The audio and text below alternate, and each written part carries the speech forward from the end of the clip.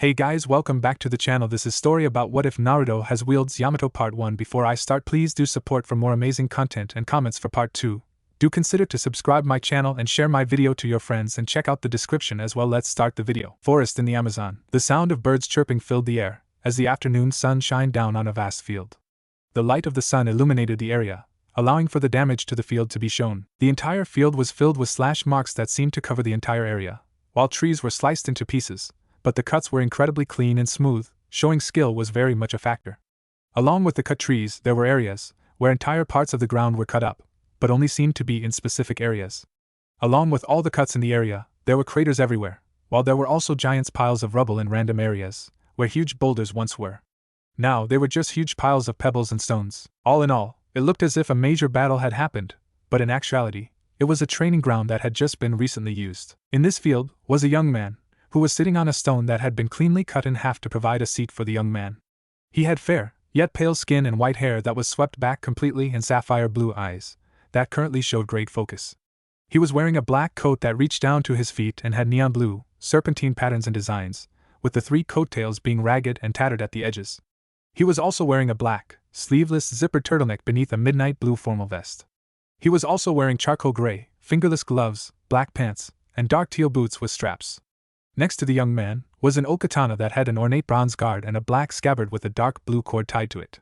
Laying next to the young man appeared to be a black panther with shiny black fur and red markings covering its body. In Devil May Cry 5 Virgil, Yamato, and Shadow, this young man was currently on a quest to search for someone. He was currently reading through a thick, brown leather-bound journal, before he pulled out a pen from inside his coat and began to write notes inside the journal.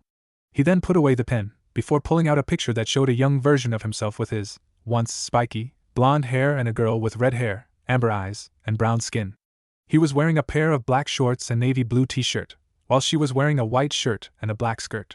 The two of them could be seen hugging each other from the side while she had a wide grin and he was giving a simple smile. He looked at the photo for a little longer before looking up at the sky and thought, I'm getting close, I just know it. I've narrowed it down to either Kyoto, Europe, or America. He then looked back at the photo before thinking, I will find you, Lupus.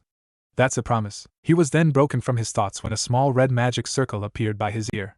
He then narrowed his eyes in annoyance, causing the panther to wake up when he began answering, What is it? I was in the middle of something very important. The person on the other end spoke. Virgil then asked, What is this favor? The person spoke again, getting Virgil to frown in annoyance. Why should I go to Ko? What is so important that you're sending me there?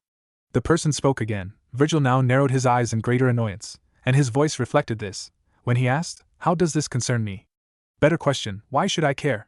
The person didn't speak for a second, before asking Virgil something. If I do this for you, you are going to help me find someone, no questions asked, and you will promote me to king, that is my price. The person was quiet again, before they spoke, and then Virgil schooled his expression. Thank you, I will head there immediately. With that, the magic circle disappeared, and the young man stood up, getting the panther to do so as well, closed the journal before tucking into his coat, then he picked up his sword. He then drew his sword before making two slash marks that left shining blue marks of energy, before they expended and created a portal of purple and black energy. He then walked inside with the panther, with the last thoughts on his mind being, I better not come to regret this, Sirzex. And with that, the portal closed, leaving no trace that the young man and panther were there, except for all the damage that was done to the field. Ko Academy, Occult Research Club building. 5 minutes ago, the city of Ko is a place in Japan that has a rich martial arts history, but is most famous for its many ideas on the supernatural. Of course, only those connected to the supernatural know about this fact. Ko Academy is also a school that is rich with tradition and was considered one of the top schools in Ko. Ko Academy, until recently, was an all-girls school, but has recently become co-ed, and also provides classes from elementary school, all the way through college. Currently, we focus on a different section of the school, where there appeared to be an old school building. Inside, the building was themed after the Victorian style, with chairs, tables, and couches all following the style. The shutters were open, allowing the room to be filled with light from the afternoon sun. This was the building of the Occult Research Club. Inside the main room were several people, however, these were not ordinary people, as they were not humans, they were devils. Among the people, there was a group of young people who wore the school uniform, and they consisted of 2 boys and 4 girls. The 2 boys appeared to be quite the opposites, with one being a blonde Bishounen with bluish-gray eyes. Meanwhile, the other boy seemed to be quite plain with brown hair and eyes. These were Kiba Yuto and Issei Hayato, members of the Occult Research Club. As for the girls, they all were quite attractive in their own rights. The first was a young girl, with long blonde hair and green eyes, with C-cup. The second girl was a girl who appeared to be quite small for her age, and she had white hair and brown eyes, with low B-cup. The third girl had long black hair held up by an orange ribbon and violet eyes, with D-cup. The last girl had long crimson-red hair, blue-green eyes, and D-cup. These were Asia Argento, Kaneko Tuju, Akino Himejima, and Rias Gremory. This group were all a peerage, with Rias Gremory being their king. Another group appeared to consist of one adult-looking male and 15 young women. The young man appeared to be around 20 years old, with blonde hair and dark blue eyes.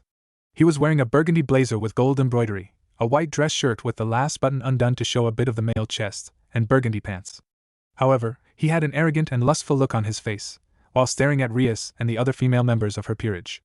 This was Riser Phoenix, betrothed to Rias, and standing behind him were a group of women, clad in different styles of clothing, who were all a part of his peerage. Off to the side was a beautiful maid, with silver hair that was in 2 braids that reached down to her back, and silver eyes. She also had red lipstick, silver eyes, and E-cup. This was Graphia Lucifuge, queen of one of the 4 Mao of the underworld, and the strongest queen. Currently, however, she was monitoring the meeting taking place between Rias Gremory and Riser Phoenix. Things had devolved quite rapidly, as from the beginning, Riser had not cared for how Rias felt, and was rubbing her leg while holding strands of hair and smelling her.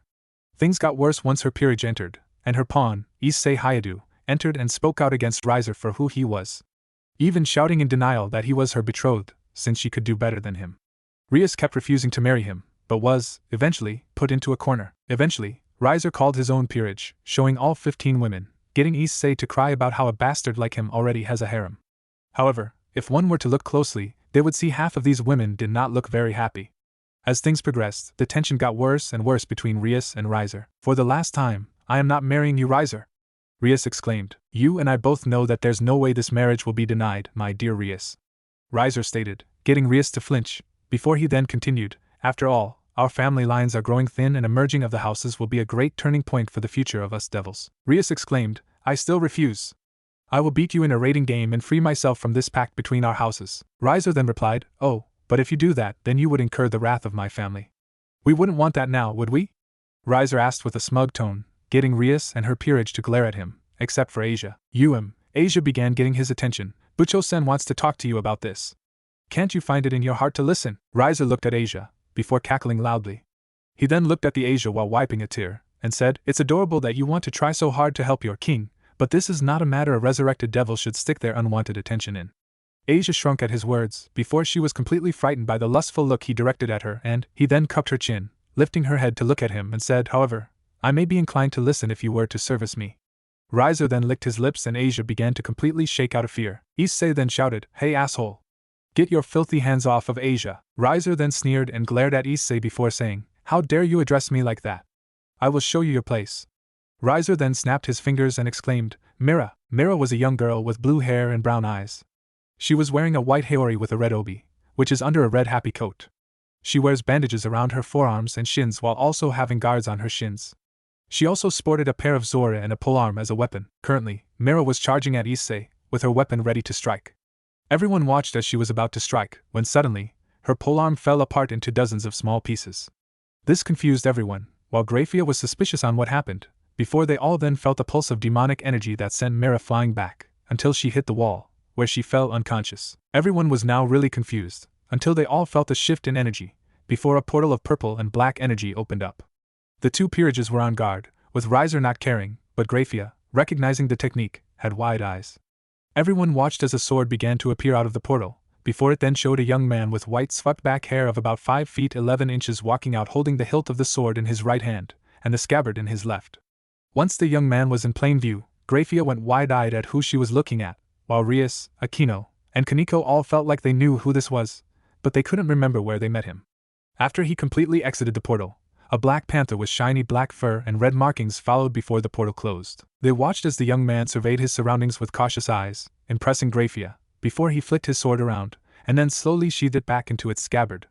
He then looked down at Mira with cold eyes that seemed to glow with power, before saying in a voice so cold, it made everyone shiver, some not for the same reason, "I don't have time for weaklings such as this." He then looked back up and looked around before asking, in a tone that demanded respect, "Now, where is Rias Gremory?" Rias was curious on why she felt like she knew this young man, and why he was asking for her. She was about to reply, but was cut off when Riser shouted, "Who the hell are you? What do you think you're doing interrupting an important meeting? Virgil turned towards him and looked at Riser as if he were mere prey before a predator, and only Graphia saw his hand twitch towards his sword, which he stopped by moving towards the young man.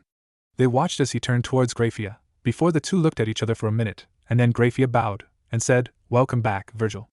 I trust you have been well these past 5 years?" Once Graphia said his name, Rias, Aquino, and Kaneko all went wide-eyed at finally recognizing who this was, but everyone else was still confused on who this was. Virgil then nodded his head and replied, "Yes, I have, Graphia-sensei." This now shocked everyone, except Rias, Aquino, and Kaneko, as they had no idea that the Graphia Lucifuge, the strongest queen, had a student. Riser, however, believed that this person was a weakling and shouldn't be here, and exclaimed, "Excuse me, but this meeting is between people of importance, so a weakling such as yourself has no right to be here." At these words, Graphia then began glaring at Riser, along with Rias, Aquino, and Kaneko, and was about to say something, but suddenly, an incredible amount of demonic energy was felt and everyone began to feel as if gravity was increasing. They all looked towards the source and found it to be Virgil, who currently had shadowed eyes, before he suddenly appeared before Riser and launched a punch into his stomach, causing a flash of light, before Riser was launched into the wall, with a severe wound on his stomach. Everyone looked and saw that Virgil was now sporting a set of gauntlets and greaves. The gauntlets and greaves were black in color, with the gauntlets resembling a wolf's head with fangs and mane, while the greaves looked like clawed legs. However, everyone grew incredibly uneasy at the light that seemed to flow through the veins of the gauntlets and greaves. Despite the uneasiness they were feeling from the light, everyone was quite impressed at their design and the speed that Virgil just exhibited. Everyone then heard a shout of pain, and looked towards Riser and saw that he was clutching his stomach in pain, before he shouted, "I'm not healing." Everyone was shocked by this as most knew about the Phoenix family's legendary healing abilities. Riser then glared at Virgil, who was still sporting the greaves and gauntlets, and exclaimed, "What did you do to me?" Virgil lifted his right gauntlet up to his face and calmly began to examine it, before he replied with a question of his own, "Holy light is quite painful, isn't it?" This question shocked everyone at someone owning a weapon that uses holy light.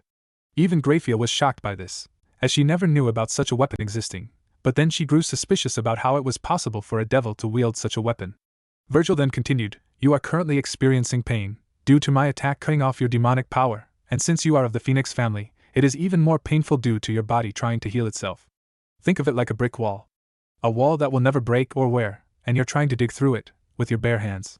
Everyone was dumbfounded at what the weapon actually did to Riser, as it not only caused damage, but sealed off his demonic power. Graphia then clapped her hands and said, "All right, everyone. That is enough. Now since it has been decided, there will be a rating game between Rias and Riser." Graphia then turned to Virgil and asked, "When will he be able to use his demonic power again, Virgil?" Virgil answered as the gauntlets and greaves dispersed, and his sword reappeared in his hand. "He will regain his demonic power in 2 weeks, however, he will still be unable to move properly until he has fully healed.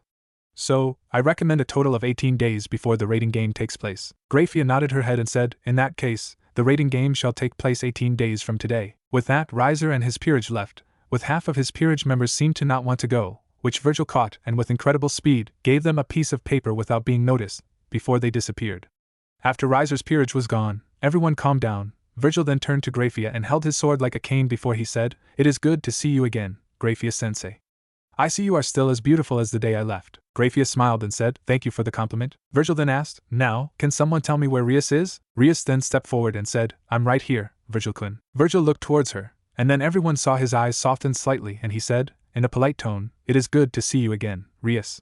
At this, Rias began to tear up, before she launched herself into his arms and began to hug him while crying her heart out with tears of joy. Virgil braced himself when she launched into him, but then relaxed and hugged her back. After a minute of hugging, the two separated, but then Virgil felt a pair of soft on his back while a pair of arms wrapped around him. He then heard a sultry voice whisper in his ear, Era, you've been gone for so long, Virgil-kun. I'll have to punish you for that." Virgil turned to see the one holding him was Aquino, and she was currently smiling at him as she tried to mess with him. He then turned the tables on her, when he disappeared from her grip. She was confused on where he was until she felt herself get lifted up in a bridal carry. She turned to the one holding her to see Virgil looking right at her, causing her to flush in embarrassment. He then said in a polite tone, "Who knew that the ultimate sadist was weak to being attacked herself?" Getting Aquino to flush some more, getting Graphia and Rias to smile, while Rias giggled at Aquino's embarrassment. Virgil then turned to Kaneko, seeing as she hadn't come up to greet him. He then put Aquino down, getting her to pout, since she had wanted to embarrass him, not the other way around. Virgil then moved towards Kaneko, who had been shaking with her eyes shadowed. She then saw a pair of boots enter her vision and looked up to see Virgil standing before her. The two looked at each other for a little bit before Virgil opened his arms, getting Kaniko's will to break down. She then launched herself into his arms and wrapped her arms and legs around him, while he also began to hug her. Everybody saw she was shaking and they listened to hear she was crying while whispering, "You're finally back," over and over again. Virgil then said, "Yes, I'm back." After a while, Kaniko finally calmed down, and then Virgil put her down, before he looked to the three and said, "It is good to see you four again after all these years," he said with a polite and calm tone, getting the four to smile. Before they could say any more, Issei came over and asked Bucho, "Who's this guy?" At this, Rias remembered that she has to introduce her other peerage members to Virgil. Rias then turns and says, "Everyone, this is Virgil. He was actually one of the first friends I made along with Kaniko, Akino, and Sona." Rias then turned to Virgil and said, "Virgil-kun, these are my other peerage members, Kiba Yuto, my knight, Asia Argento, my bishop, and Issei Haidu, my only pawn." Virgil looked at the three, before his gaze focused on Issei, and his eyes narrowed while beginning to glow. Everyone noticed this and were wondering what was going on, before Virgil's eyes stopped glowing, and he pointed at Kiba and Asia before saying, "These two have potential." He then gestured towards Issei, and said, "This one is trash." Issei took offense to this comment, and he got mad and summoned his sacred gear before grabbing Virgil by his coat. He then shouted, "Who the hell do you think you are to be calling me trash, huh?" Virgil then narrowed his eyes at Issei, before they started glowing again, and his grip tightened on his sword. The only ones to notice this action were Grafia, Akino, Rias, Kaniko, and Kiba, and they quickly tried to get Issei to let him go, but they were too late when Virgil disappeared from view. Virgil was then spotted behind Issei, slowly sheathing his sword, before they heard the ring of his sword being sheathed, and then Issei was covered in slash marks. Everyone was shocked when they saw that he wasn't bleeding, before Virgil turned and glared at Issei with his glowing eyes and said, "You should consider yourself lucky that you are a part of Rias's peerage, or I wouldn't have used the back of my blade." He then turned to Rias, eyes still glowing, and said, "You should have better control of your peerage, Rias, otherwise, they very well may die on the battlefield." He then focused on Kiba, Kaniko, and Akino, before saying, "And stop coddling them and their issues, or else they will stagnate and fade." This got the three to freeze in shock, before he then said, "Fortunately, I am here to ensure that they have these issues beaten out of them." Rias stuttered out, What do you mean?" Virgil then turned to Rias and said, "As of this moment, I have been requested by your brother to be your trainer for the raiding game, since he noticed you have not trained, or attacked your peerage's issues head-on. Like a certain damper I've heard about." At this Rias flinched, before his eyes stopped glowing. He then turned to Grafia and said, "Grafia-sensei, if you would come with me, we will be heading to Surzex, where I will give the two of you some papers." Grafia nodded her head in understanding, before Virgil then looked back at Rias with glowing eyes and said, "You and the rest of your peerage shall train with me over the next 18 days, and I will be putting all of you through training so harsh, it will make my training under Grafia-sensei look easy." This got Rias, Akino, and Kaniko to look incredibly fearful, since they remembered all the tough training Grafia had put him under. From needing to dodge multiple spears of ice being launched at high speeds, to climbing an active volcano with a boulder tied to his back that was amplified by weight seals while lava was coming down. Virgil then turned around, drew his sword, and then slashed the air, opening a portal that he and Grafia began to move towards. Before he entered the portal, he said one final thing: "I will meet you at your family's villa in 3 days, Rias, as I have things to take care of first." He then turned and said, "When I get there, you guys had better be training, or else I will make everything much harder, and to ensure that you all train accordingly, Shadow will be going with you." Rias was confused at the name, before she asked, "Who's Shadow?" Rias then felt something metallic rub against her leg, and saw that it was the black and red panther that had appeared with Virgil, and she realized its fur was what felt metallic. Virgil then said, "That is Shadow, and don't think he is just a simple panther, after all." Virgil then snapped his fingers, and Shadow tail extended, before the end expanded and grew spikes, now resembling a flail, before it quickly whipped the tail at a chair, shattering the chair, and getting everyone, except Virgil and Grafia, to jump. Virgil then finished his sentence, "He can cause just as much damage and pain as I could, if he wanted."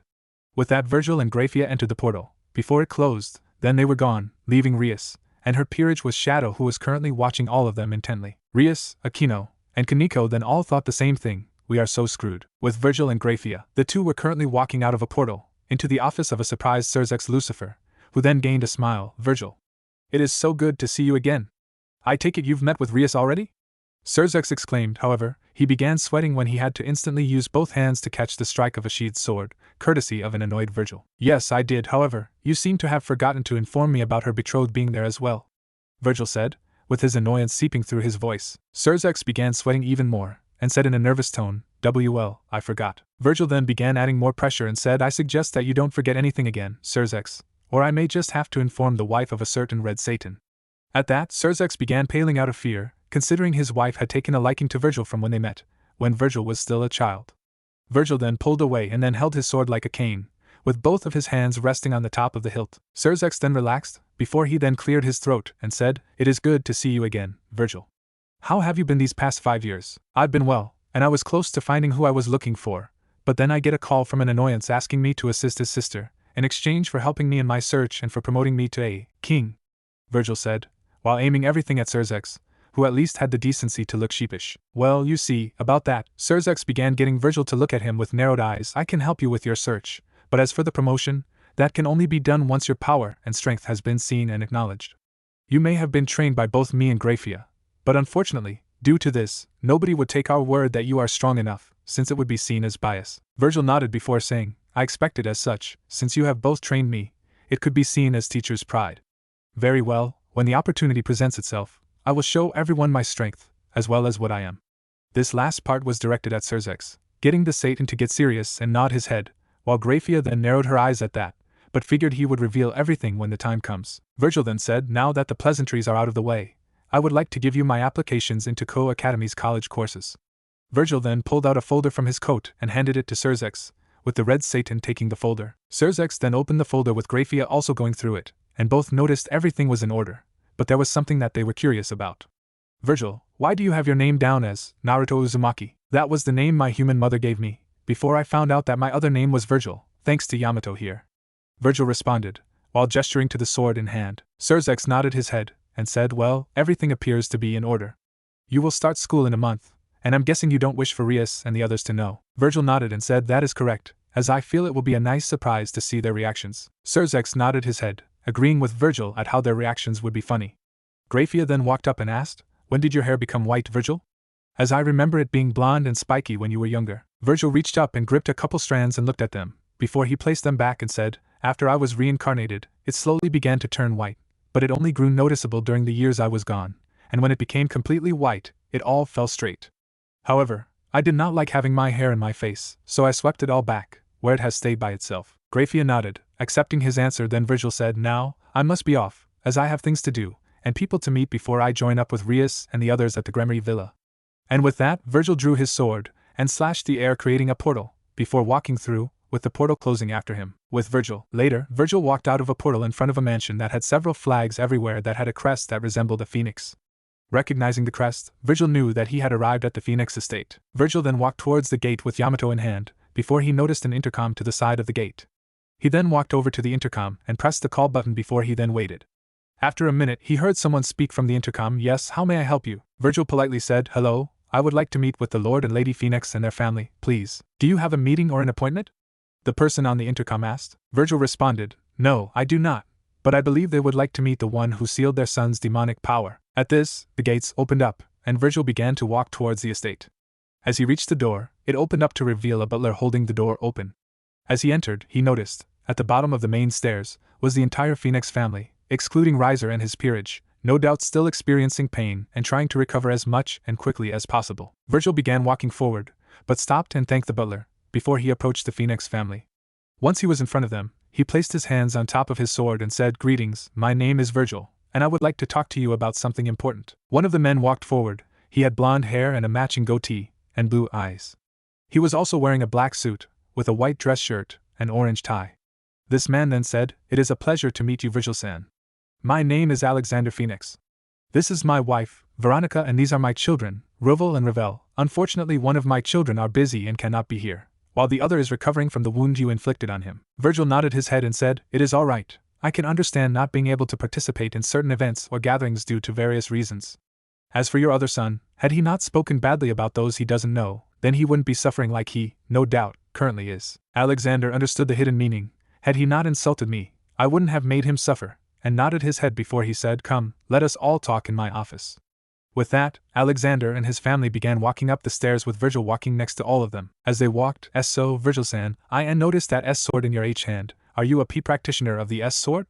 Ravel stuttered out, since she was slightly afraid of the one who sealed her older brother's power. Virgil nodded and said, "Yes, I am. I've been one since I was 7 years old, and continued ever since." His answer shocked Ravel, as well as Alexander and Veronica, at one training so young. "Why did you begin training at such a young age?" Veronica asked, her motherly instincts taking over. "My parents were attacked by demons and stray devils, But even though I was hidden under the floorboards, I had a direct view as they were killed. Virgil said, getting looks of shock, sadness, and sympathy from Alexander, Veronica, Ruvel, and Ravel. As they were attacking my parents, I found Yamato under the floorboards, and when I grabbed it, it taught me how to open my portals. However, since I was still young, I had no control of the technique, so I wound up in the underworld. But since I was also still inexperienced with the technique, the portal stayed open, and all the devils and demons entered as well. I saw them and began running as fast as I could, but they launched attacks at me, and so I was heavily injured. Eventually, I was found by Surzex and he eliminated all of the demons and devils, before he began to approach me. However, since I was only a child and I had no knowledge on who he was, I attacked him, and managed a cut on his cheek, before I collapsed from all of my injuries.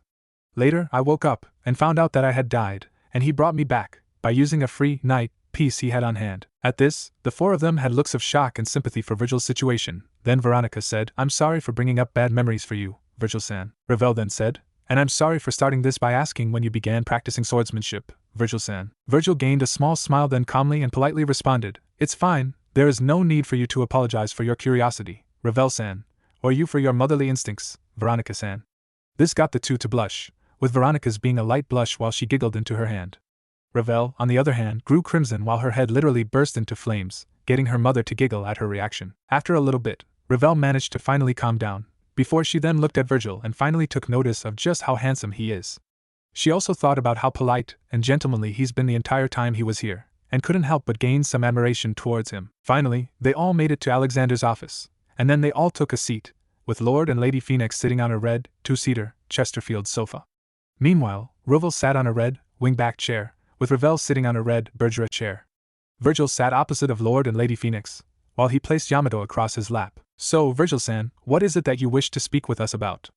Alexander asked. Virgil politely replied, "I wish to know your thoughts on the arranged marriage between your son and Rias Gremory." Virgil's request surprised, not only Alexander and Veronica, but Ruvel and Ravel as well. Veronica politely began, "Why are you interested in this topic?" Virgil politely responded, "I would like to know your thoughts on the marriage, because I would like to hear both sides and I have decided to hear your thoughts first. Rias has already been quite adamant about not wanting to marry Riser, for obvious reasons.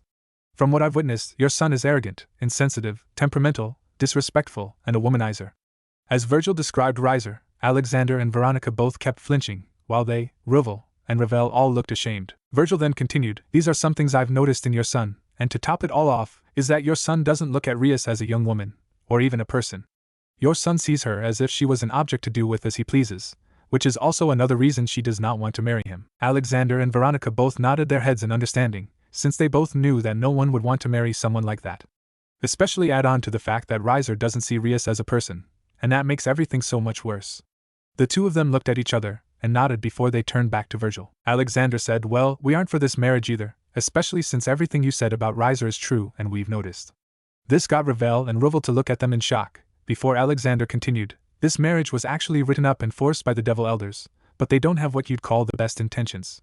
They have been around since the war between the old Satan faction and the anti-Satan faction, and they only do what they think is right, without thinking about anyone else. My wife and I have tried to get this marriage cancelled, but unfortunately, we couldn't do anything." Virgil narrowed his eyes and asked, "Why could you not cancel the marriage?" Veronica replied, "We were told that we continue to try and fight the marriage, they would make Riser head of the Phoenix House, and then immediately have the wedding at the same time. So we left it alone, but we also tried to talk to Xiaticus and Venelana to get them to our side, since Venelana is also a Baal, and they are one of the most powerful houses. Not even the Devil Elders would go against them, but Xiaticus seemed all for the wedding.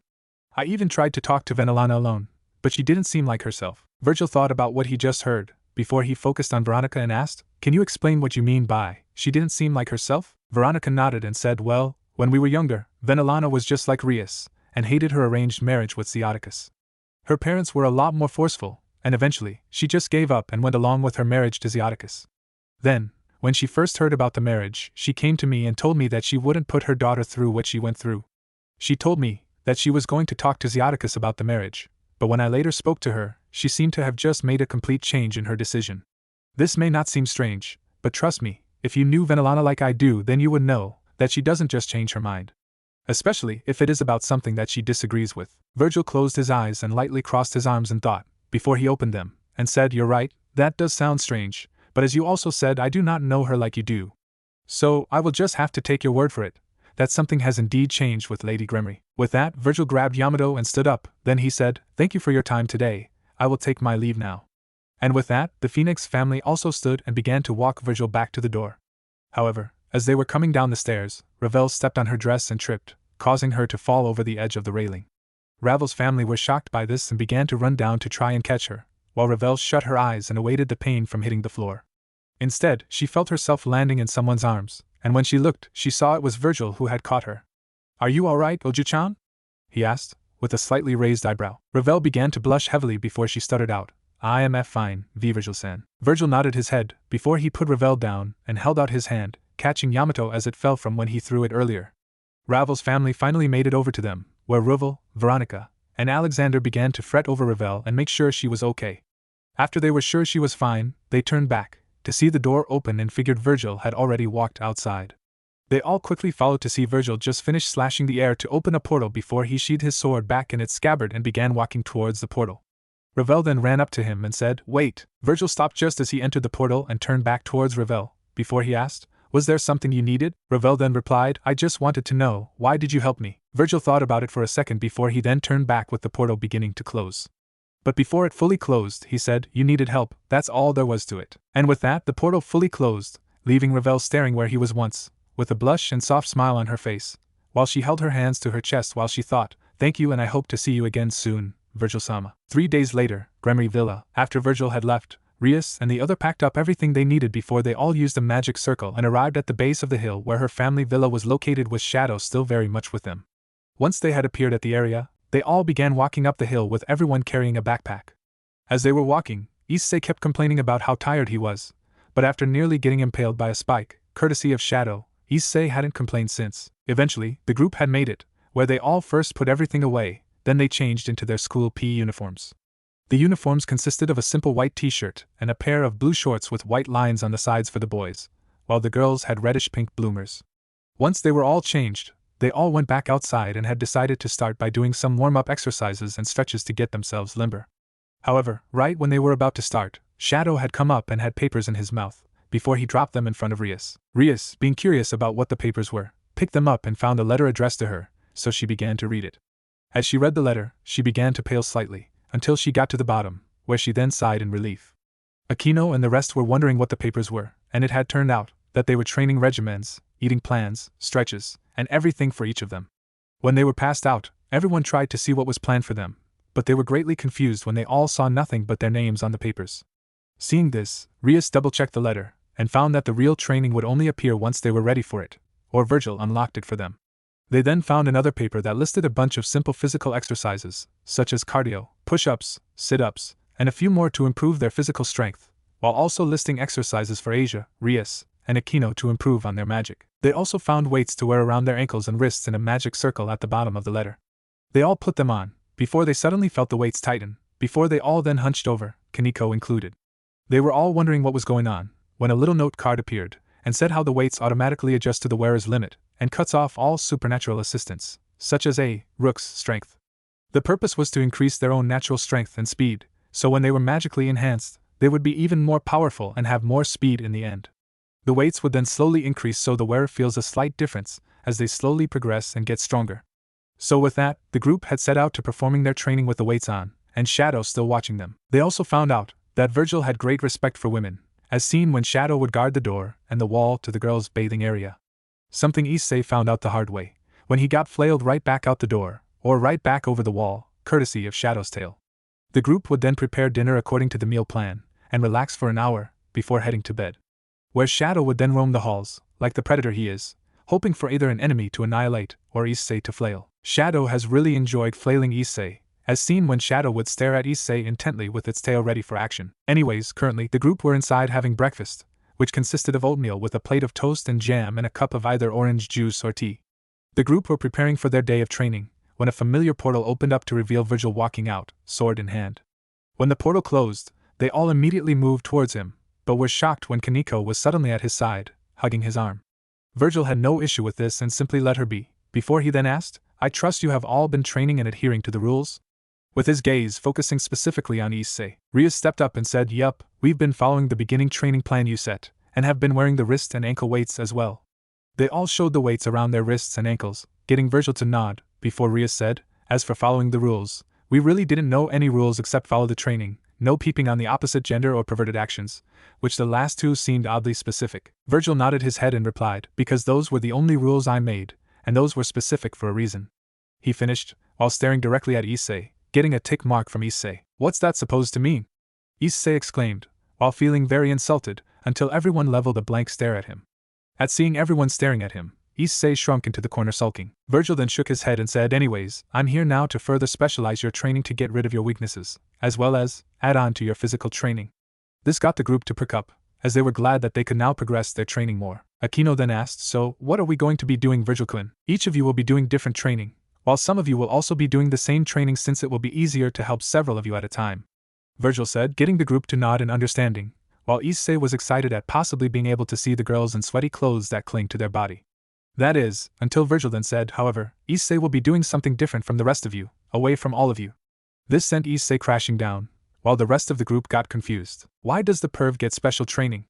Kaneko asked, while glaring at the pawn, getting him to sulk even more. "Because he is the weakest among you. Even without training, you all at least have some form of training, power, or magical ability to back up on. Him, on the other hand, has nothing due to not only being new, but not receiving any form of training, which was supposed to be your king's job," Virgil said, getting Kaneko to glare at Rias, while she looked sheepish. Virgil then continued, "Now, because of this, I have to ensure that your weakest link can at least defend himself and all of you better." This got everyone to nod in understanding, before everyone leveled blank stares at Rias. Rias saw these looks and exclaimed, "I'm sorry, alright. I was just so focused on my life without needing to focus on my duties as the Gremry heiress, that I didn't think to train and got lazy." Rias ended by falling to her knees and whispering. Rias thought they would all hate her, but she was surprised to feel a pair of arms wrap around her, and she looked up to it was Virgil holding her. He then said, "Rias, nobody is blaming you for living how you wanted without worries, but you and your peerage could have also trained a little bit to keep in shape, or get better. So don't worry, it was only a mistake, and mistakes happen to everyone, including myself." At the reveal that Virgil also used to make mistakes, everyone went wide-eyed and stared at Virgil, since they never would have expected that. Rias then asked, "You mean, you've also made mistakes?" Virgil nodded and replied, "Yes, but now is not the time for that. Right now, we have to get started, as there are only 2 weeks left of training, since I will be giving all of you the last day to rest and recover." With that, the group finished their breakfast before they all went outside. Once they went outside, Virgil stood in front of them and asked, "Now, do any of you know how much weight you're currently walking around with?" The group all shook their heads, before Virgil then said, "All of you lift up your right wrist weight." This confused the group, but they all complied and lifted their right arms to show the weights on their wrist. Virgil then waved his hand, and a projection appeared above each of their weights. Aquino, Rias, and Kaneko all had 60, Kiba had 60, and Asia and Issei had 40. They were all confused what these numbers represented, and Asia was the one who asked, "What are these numbers, Virgil-san?" Virgil responded, "These numbers are the amount of weight you all are currently carrying. This means that you and Issei are currently carrying 40 pounds, while the rest of you are carrying 60 pounds. This shocked the group at how much they were carrying without magic, until Virgil continued, "Now, while it may seem like a good amount of weight, there are also seals on the weights to spread the amount all throughout your body. This purpose is so that it trains the entire body all at once, so that like this, your body grows at the same rate and lets you develop stronger, yet leaner muscles. This also allows you to train longer, since you will just be moving like you usually do, while the weight constantly grows as you get used to it." The group nodded their heads in understanding where Virgil was coming from. Virgil then cleared his throat, getting everyone's attention again. "Now, I will be telling you all right now, that in the little time I have, I will try my hardest to make you as strong as possible. However, I cannot do this on my own, you all need to put in the work and effort to get stronger. Is that understood?" Everyone got serious looks on their faces and said, "Hi." Virgil nodded his head and said, "Excellent, now, all of you follow the usual routine for warming up while I go change into the proper attire."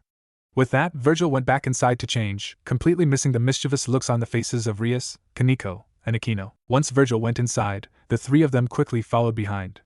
They watched as he went up the stairs into a room, before he closed the door.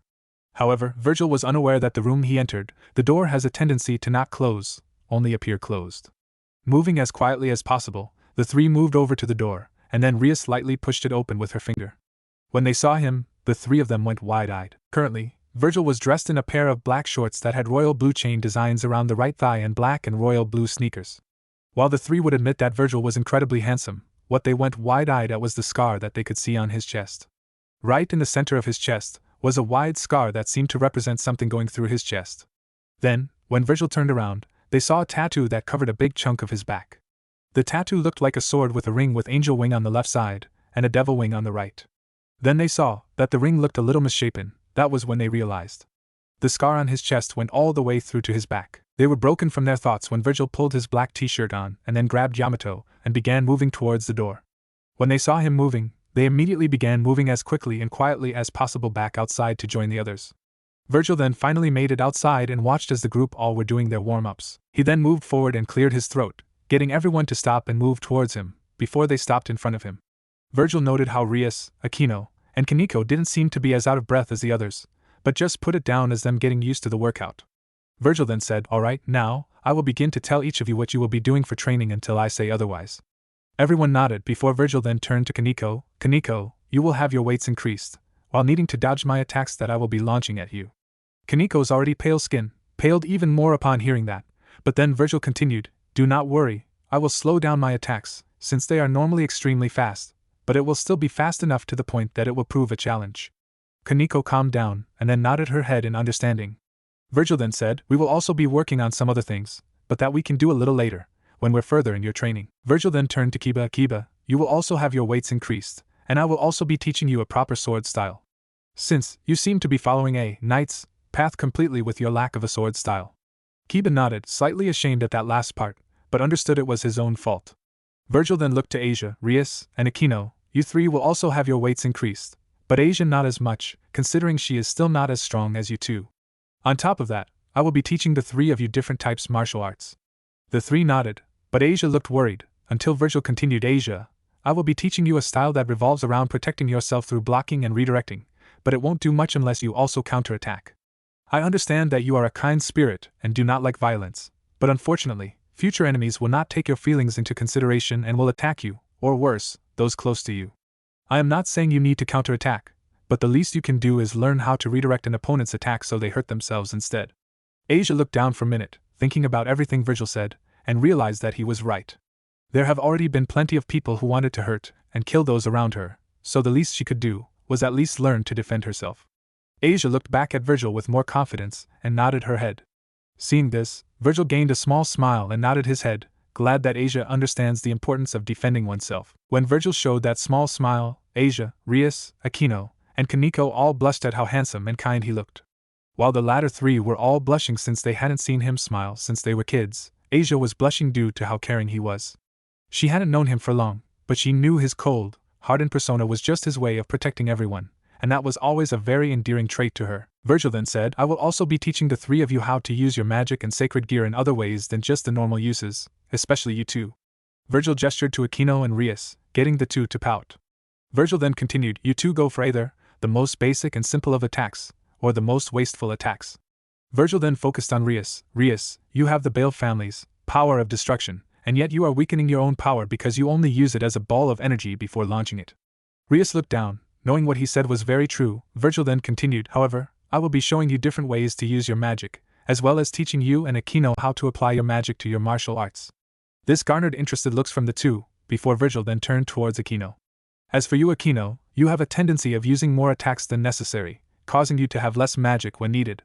Aquino looked away, blushing in embarrassment, before Virgil then said, "Now there are two ways to fix this." Aquino turned back towards him, wondering what the two methods were. Either you stop using all of these extra attacks, or you make sure you more magic and stamina in order to cast as many spells as you want. When Virgil finished, Aquino looked at him in shock. At first, she was going to retort since she liked causing extra pain to her enemies, but when Virgil said about having that much magic, she grew excited at the possibilities with such an amount. Aquino then gained a determined smile and nodded her head, ready for whatever training Virgil had planned for her. "Hey! What about me, huh?" an impatient Issei shouted. Virgil then turned to Issei and had a hardened look, before saying, "I was just about to start with you, and had been planning on taking it a little easier on you, but since you seem to want to start, I guess I won't have to take it easy on you." Issei then began to pale at this. Since he was still pissed about being called trash, he let his temper get the best of him, and now he was going to pay the price.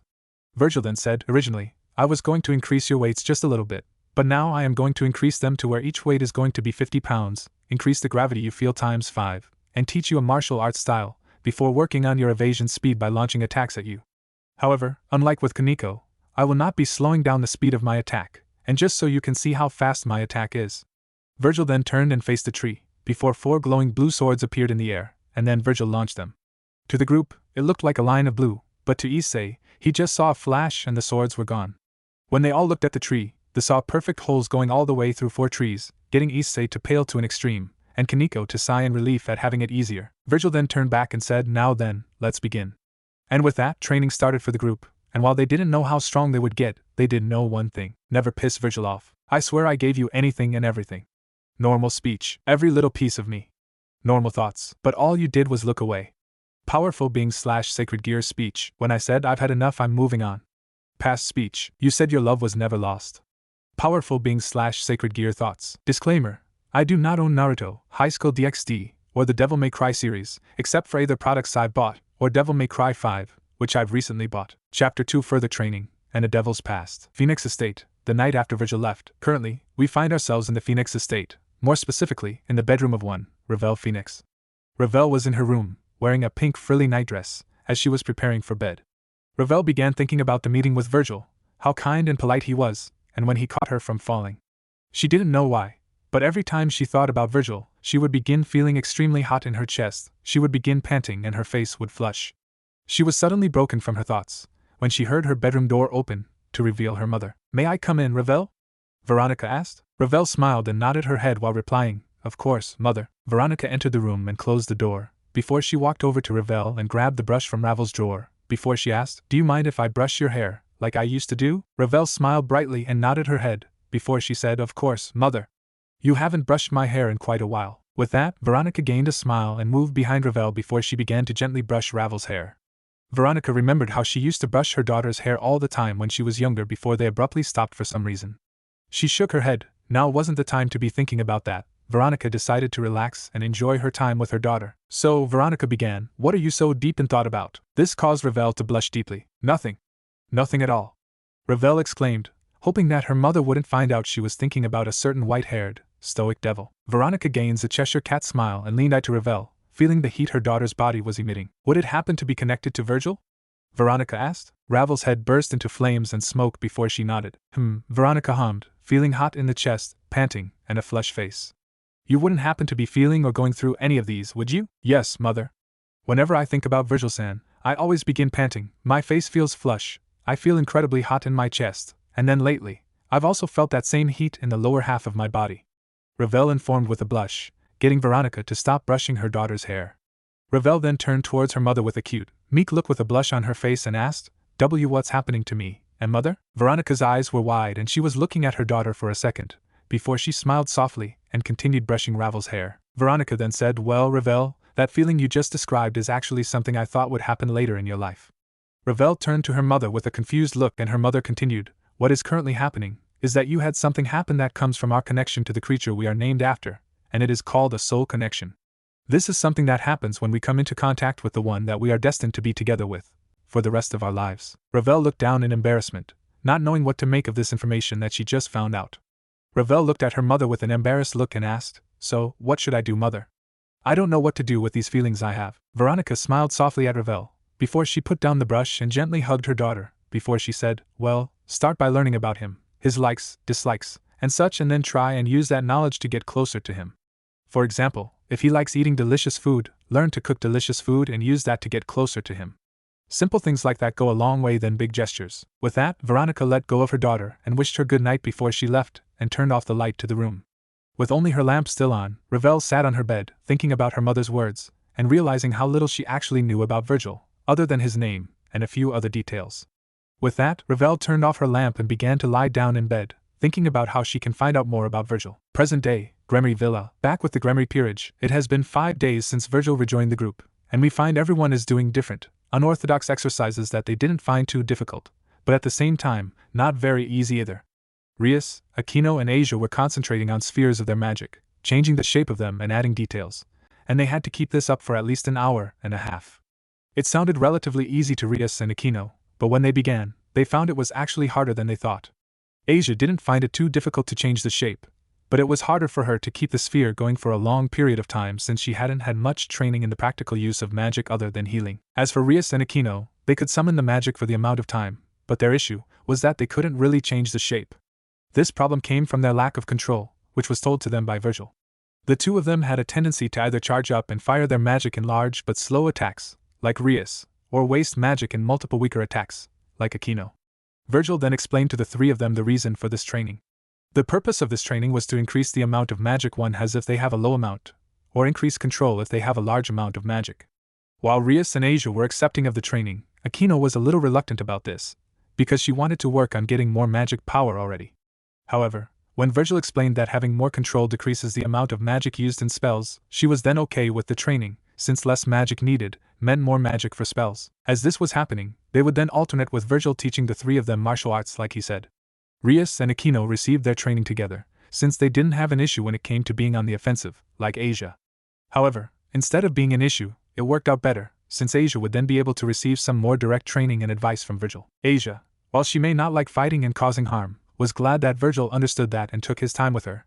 While Asia enjoyed these training sessions, she also grew slightly confused, since there were times where Virgil seemed very familiar for some reason. Asia didn't know why he seemed familiar, but she figured he would say something either if they knew each other, or when he was ready. For Kaniko's training, it was just like Virgil said, he began training her to increase her agility by launching his magic swords at her. He also slowed down their speed just enough so that she needs to put an effort to dodge, but they won't hurt her as long as she pays attention. Her set goal is to be able to dodge them at half their original speed for an hour. After her evasion training, her and Virgil would train in martial arts with her method being he fights against her, and she learns the style during her evasions, blocks, counters, and attacks. While it wasn't the most normal method to learn a style, she had to admit that it was very effective for her, since she tended to learn through actions more than watching or reading. When it was also just the two of them, Virgil would act more like when he was a kid and smiled a bit more and was more relaxed with her. He even played a few games with her, or let her sit in his lap while he pet her head. This was something she dearly missed as he did it all the time when they were younger, until he left. With Kiba, true to Virgil's observation, Kiba did not train in a sword style, despite being able to make any type of blade he wanted with his sacred gear, Sword Birth. Currently, Kiba was being taught a sword style that focused on quick movements and attacks, as well as high reaction speed. It was basically a weaker version of his Dark Slayer style, but it seemed to fit Kiba perfectly since Virgil explained that the style requires the user to train out of their tunnel vision, so he could keep his ideals of a knight and still fight properly. At first, Kiba found the training to be difficult, since he had to have his weights increased a tremendous amount that pushed him past his limits, but when taken off, he found himself to be faster, but gained a severe case of tunnel vision. Virgil would then tell Kiba that he has to train with immense weights before taking them off in order to acclimate to the new speed and prevent tunnel vision from happening, and that he has to do this repeatedly in order to get rid of his tunnel vision at higher speeds. Finally, there was Issei, who found out that Virgil wasn't joking when he said that he wasn't going to take it easy on him. Virgil did exactly as he said he would and amped up Issei's weights to 50 pounds each before increasing gravity on Issei by 5. Issei felt like he was going to be crushed under the weight, at least that was until Rias asked Virgil to take it easier on him during training. Issei thought he was saved until Rias added that he could punish Issei after training however he wanted. Virgil thought about this and nodded, before he then turned to Issei and decreased the weights, but left the gravity increased. Issei was asking why he didn't undo the gravity, and Virgil told him that he would be able to train less but under an increased amount of gravity, and he would be able to get stronger. Issei was still skeptical about the training, so Virgil had to explain it in ways that would get the pervert to accept the training. With great reluctance, Virgil explained how if Issei trained and became stronger, he would be able to peep on women as much as he liked, and not get caught due to his increased speed. After hearing this, Issei was greatly determined to proceed with the training, but he didn't see Virgil pull out a paper that had a seal on it with a mischievous smile on his face. Virgil only said that part to motivate the perv. He wasn't actually going to let Issei use that speed among the humans, but he would find great entertainment when he next saw the perv get beaten by the fabled, righteous feminine fury. What? Just because he was strict and rarely lenient didn't mean he didn't want to have some form of entertainment himself. Even if at the expense of the perverted pawn. This training went on for a couple days and everyone could feel that they were indeed getting stronger. They were all grateful to Virgil for taking the time to train them, when they know that even though he was asked to do this by Sirzex, he wouldn't have cared and could have just ignored Sirzex.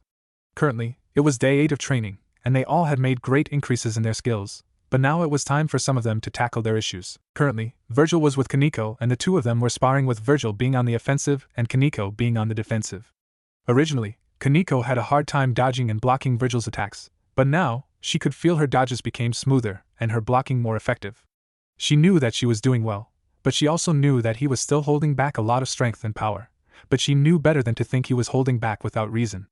After all, he made it very clear to all of them that arrogance was one of the quickest ways to be defeated and either captured or killed. The two of them continued to spar for a few more minutes before they finally stopped, with Kaneko panting heavily, and Virgil didn't even look out of breath. They both then relaxed and sat in the shade of some trees, with Kaneko sitting in his lap with her leaning into his chest, while he rubbed her head as she let her ears and tail out. She had missed him greatly, and she felt incredibly comfortable around him, so she didn't mind, especially since, when he was petting her, it made her feel even better. Kaneko then thought of something. "Hey Naruto." Naruto looked down at Kaneko and answered, "Yes Kaneko, is something wrong?" Kaneko shook her head and said, "Nothing's wrong, but I wanted to know, why do you seem to be two different people at times?" Naruto stopped petting her head, much to her displeasure, and asked, "What do you mean?" "Well, when you first came back, you were cold and stoic, and then when it's just the two of us, you're much warmer, calmer and nicer. So, I was just wondering what that was all about," Kaneko said, hoping to get an explanation. "Well, I don't really remember why or how it happened. All I know is that after I was saved by Surzex, I felt something was different, but I couldn't place it. After a while, I realized that the different feeling I had was that I seemed to be able to flip a switch in a sense, and this allowed me to train harder and become a better warrior," Naruto explained, but upon seeing Kaneko's confused look, he continued, "Let me put it this way, after whatever happened to me, I became able to turn off my emotions and thus, I become stoic and cold. That's the reason it seems like I am two different people at times, because my Virgil persona is cold, while my regular self is warm, and I'm trying to get to how I used to be, since I've kept my emotions off for the most part these past 5 years." Kaneko was wide-eyed at this information, since she didn't know that would be the reason for why he seems to be two people at times. But what really caused her shock was that he had kept his emotions off for most of the time that he was gone. She then turned to face him, and gave him a hug, making Naruto stiffen up, before he awkwardly hugged her back. When Kaneko felt him stiffen up at the hug, she immediately realized that he was in a lot worse condition than she thought. "Okay, this came out of nowhere," Naruto thought as he rubbed Kaneko's back, getting her to purr. After a minute of the two of them hugging, Naruto separated, cleared his throat and said, "Well, now that the atmosphere is a little lighter, maybe now we can try and get you to work on using chakra again. What do you say?" At this, Kaneko paled, as she was still very afraid of losing control like her Nei-san, Kuroka. Naruto clearly felt her fears as he pets her head, getting her to look up at him, and said, "Hey, calm down, alright. We're not gonna work on having you use senjutsu yet, just chakra, and I'll be right here with you, but you need to realize that if you don't begin accepting and training in your heritage again, it's going to hurt, not only yourself, but those around you as well. You see, while I was away, I found out that if a Nekomata were to not use their chakra or senjutsu, it stunts their physical growth." Kaneko looked at her own body at this. "That does seem to be an issue I don't like." Naruto nodded, but then he said, "But if it is a Nekisha, like you," this got Kaneko's attention again, as she wanted to know what happens. They suffer the physical growth stunt, but along with that, they lose the ability to have children. This caused Kaneko to go wide-eyed, as she didn't know that her choosing to not use senjutsu would cause her to lose her dream of having a family in the future. She had liked Naruto since they were kids, since he was the only one to get her to smile, and she had hoped to one day have a family with him when they were older. Now, however, she was beginning to have doubts on that dream. She was then broken from her thoughts when Naruto continued talking. "Also, if they somehow do get pregnant, and they go through the full 9 months, then they, along with the child, die, since their body won't have the strength to handle the stress of pregnancy." Kaneko was staring down and held her hands against her lower abdomen, thinking about how her choices have damaged her dreams of the future. She then looked back up at Naruto with no small amount of fear in her eyes and asked, "Why does this happen?" Naruto shrugged his arms, before he held her close again and said, "From what I learned, senjutsu and chakra is supposed to always flow through your body and be used naturally, like breathing or eating. However, when a Nekishu stops using chakra and senjutsu, it acts the same as not eating anymore, and begins to weaken your body continually over time. You were still young and didn't have much time to get used chakra and senjutsu as much, so you didn't feel the effects as badly, but you still stopped using them. As such, your body stopped growing and it shut down your ability to have kids because your body subconsciously knew that if you were to have kids when your body is in the state it is, you and the child would have died." Kaneko was in shock at how much her decision affected her and her future, but before she could get deeper into her thought and sadness, Naruto continued talking. "Luckily, the solution to this problem is just to begin using chakra and senjutsu again. Now, I know you have your fears of senjutsu due to your sister, but from what I learned, senjutsu doesn't actually cause a person to go mad with power. You stay in complete control of yourself when you have some mastery of senjutsu, but if you have no training or practice, you die due to not being able to handle the power. So, this now brings up the question, if your sister didn't die from senjutsu, then why did she kill her king before fleeing?" This got Kaneko to think on how if what Naruto was saying was true, then that would mean that there was a reason why her sister did what she did. Kaneko was also happy to hear that there was a way to fix her problem, but she was hesitant to begin using chakra again. She was still scared about using chakra, but she knew that Naruto would be there to help her, no matter what happens. She began to calm down before she then looked to Naruto with a determined look and said, "Thank you for this information, and I've decided that the next time I see my sister, I'll give her a chance."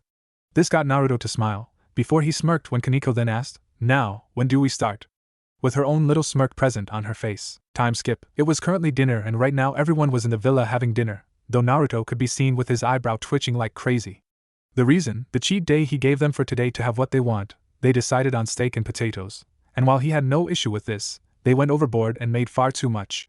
However, he didn't say anything, since he said they could have what they wanted and they decided on steak and potatoes. It started with all of them, sans Naruto and Shadow assisting in preparing some of the potatoes by using magic to peel them. He did find some intrigue in watching them all use magic to peel the potatoes as a form of magic control training. That is, until Issei went overboard and began to peel the potatoes like crazy, causing a mess, and peeling more potatoes than they needed. At first, they were all wondering what to do with the extra potatoes, until Naruto told them all to just use what they need, and he will also make something as a snack for the next day using the extras. After that whole fiasco, everyone was at the table eating their food and relaxing while enjoying themselves. They all just enjoyed themselves and ate, while Kaneko and Naruto continued to talk and enjoy each other's company, much to Rias and Akino's jealousy. After everyone was done, they began talking about. Kaneko said, "Hey Naruto." This confused the group on who she was referring to until they heard Virgil answer with a kind smile, "Yes, Kaneko? What is that you're reading?" Kaneko asked, while leaning over slightly to see what he was reading, causing her small bust to rub against his arm. Rias and Akino were even more jealous at this, but their curiosity won over as they along with the others wanted to know as well. Everyone then looked to see he was reading from a thin book that had a classic style cover with the most identifiable feature being a stylized V in the center. AN. The journal V is constantly reading from in Devil May Cry 5. Naruto closed the book, before he said, "It's a custom-made Bible that I had specially made to have this cover." This greatly shocked everyone as they all knew that devils couldn't read the Bible without suffering painful headaches, while Asia looked a little saddened. On top of that, there was still the fact that he could wield a weapon that uses holy light and not get injured. Rias and Akino then abruptly stood up before exclaiming, "That's it!" Everyone but Naruto, Shadow, and Kaneko jumped in surprise, wondering what was wrong with them before the two of them directed glares at Naruto. They both then said, "Wielding a weapon that uses holy light and not being injured. Being able to read the Bible. We have so many questions, and you're going to give us answers." Naruto just sighed, and gently closed his book, before placing it on the table and directing his attention towards the two girls and said, "Alright, what is it that you want to know?" Rias was the first one to ask a question. "First off, why did Kaneko call you Naruto just now?" "I thought your name was Virgil?" Naruto nodded his head and said, "She called me Naruto because my real name is Naruto Uzumaki. Virgil is the name I use when on business and the one I've used these past 5 years so that I couldn't be traced back to the Gremory family. Why I chose that name specifically is because Yamato told me, and it's what I asked Surzex to tell you. Besides, Kaneko was the only one to ask me if my name was Virgil, so I told her my real name." Rias frowned as she nodded her head, before Kiba asked, "I just noticed this, but why do you seem nicer now than when you first came back?" Naruto was about to answer, but Kaneko beat him to it. The reason for that is because he is able to turn off his emotions and he becomes cold and stoic, which is when he is in his Virgil persona. Right now, he is his regular Naruto self, and he has his emotions on. Naruto nodded his head, before adding, "Kaneko is correct, and the reason I do this is because when I am using my Virgil persona, I become a cold warrior who will not hesitate to strike his target. This persona is very useful for training, stray devil extermination, and other missions." Everyone nodded before Asia then asked, I wanted to know how it was possible for you to read the B Bible?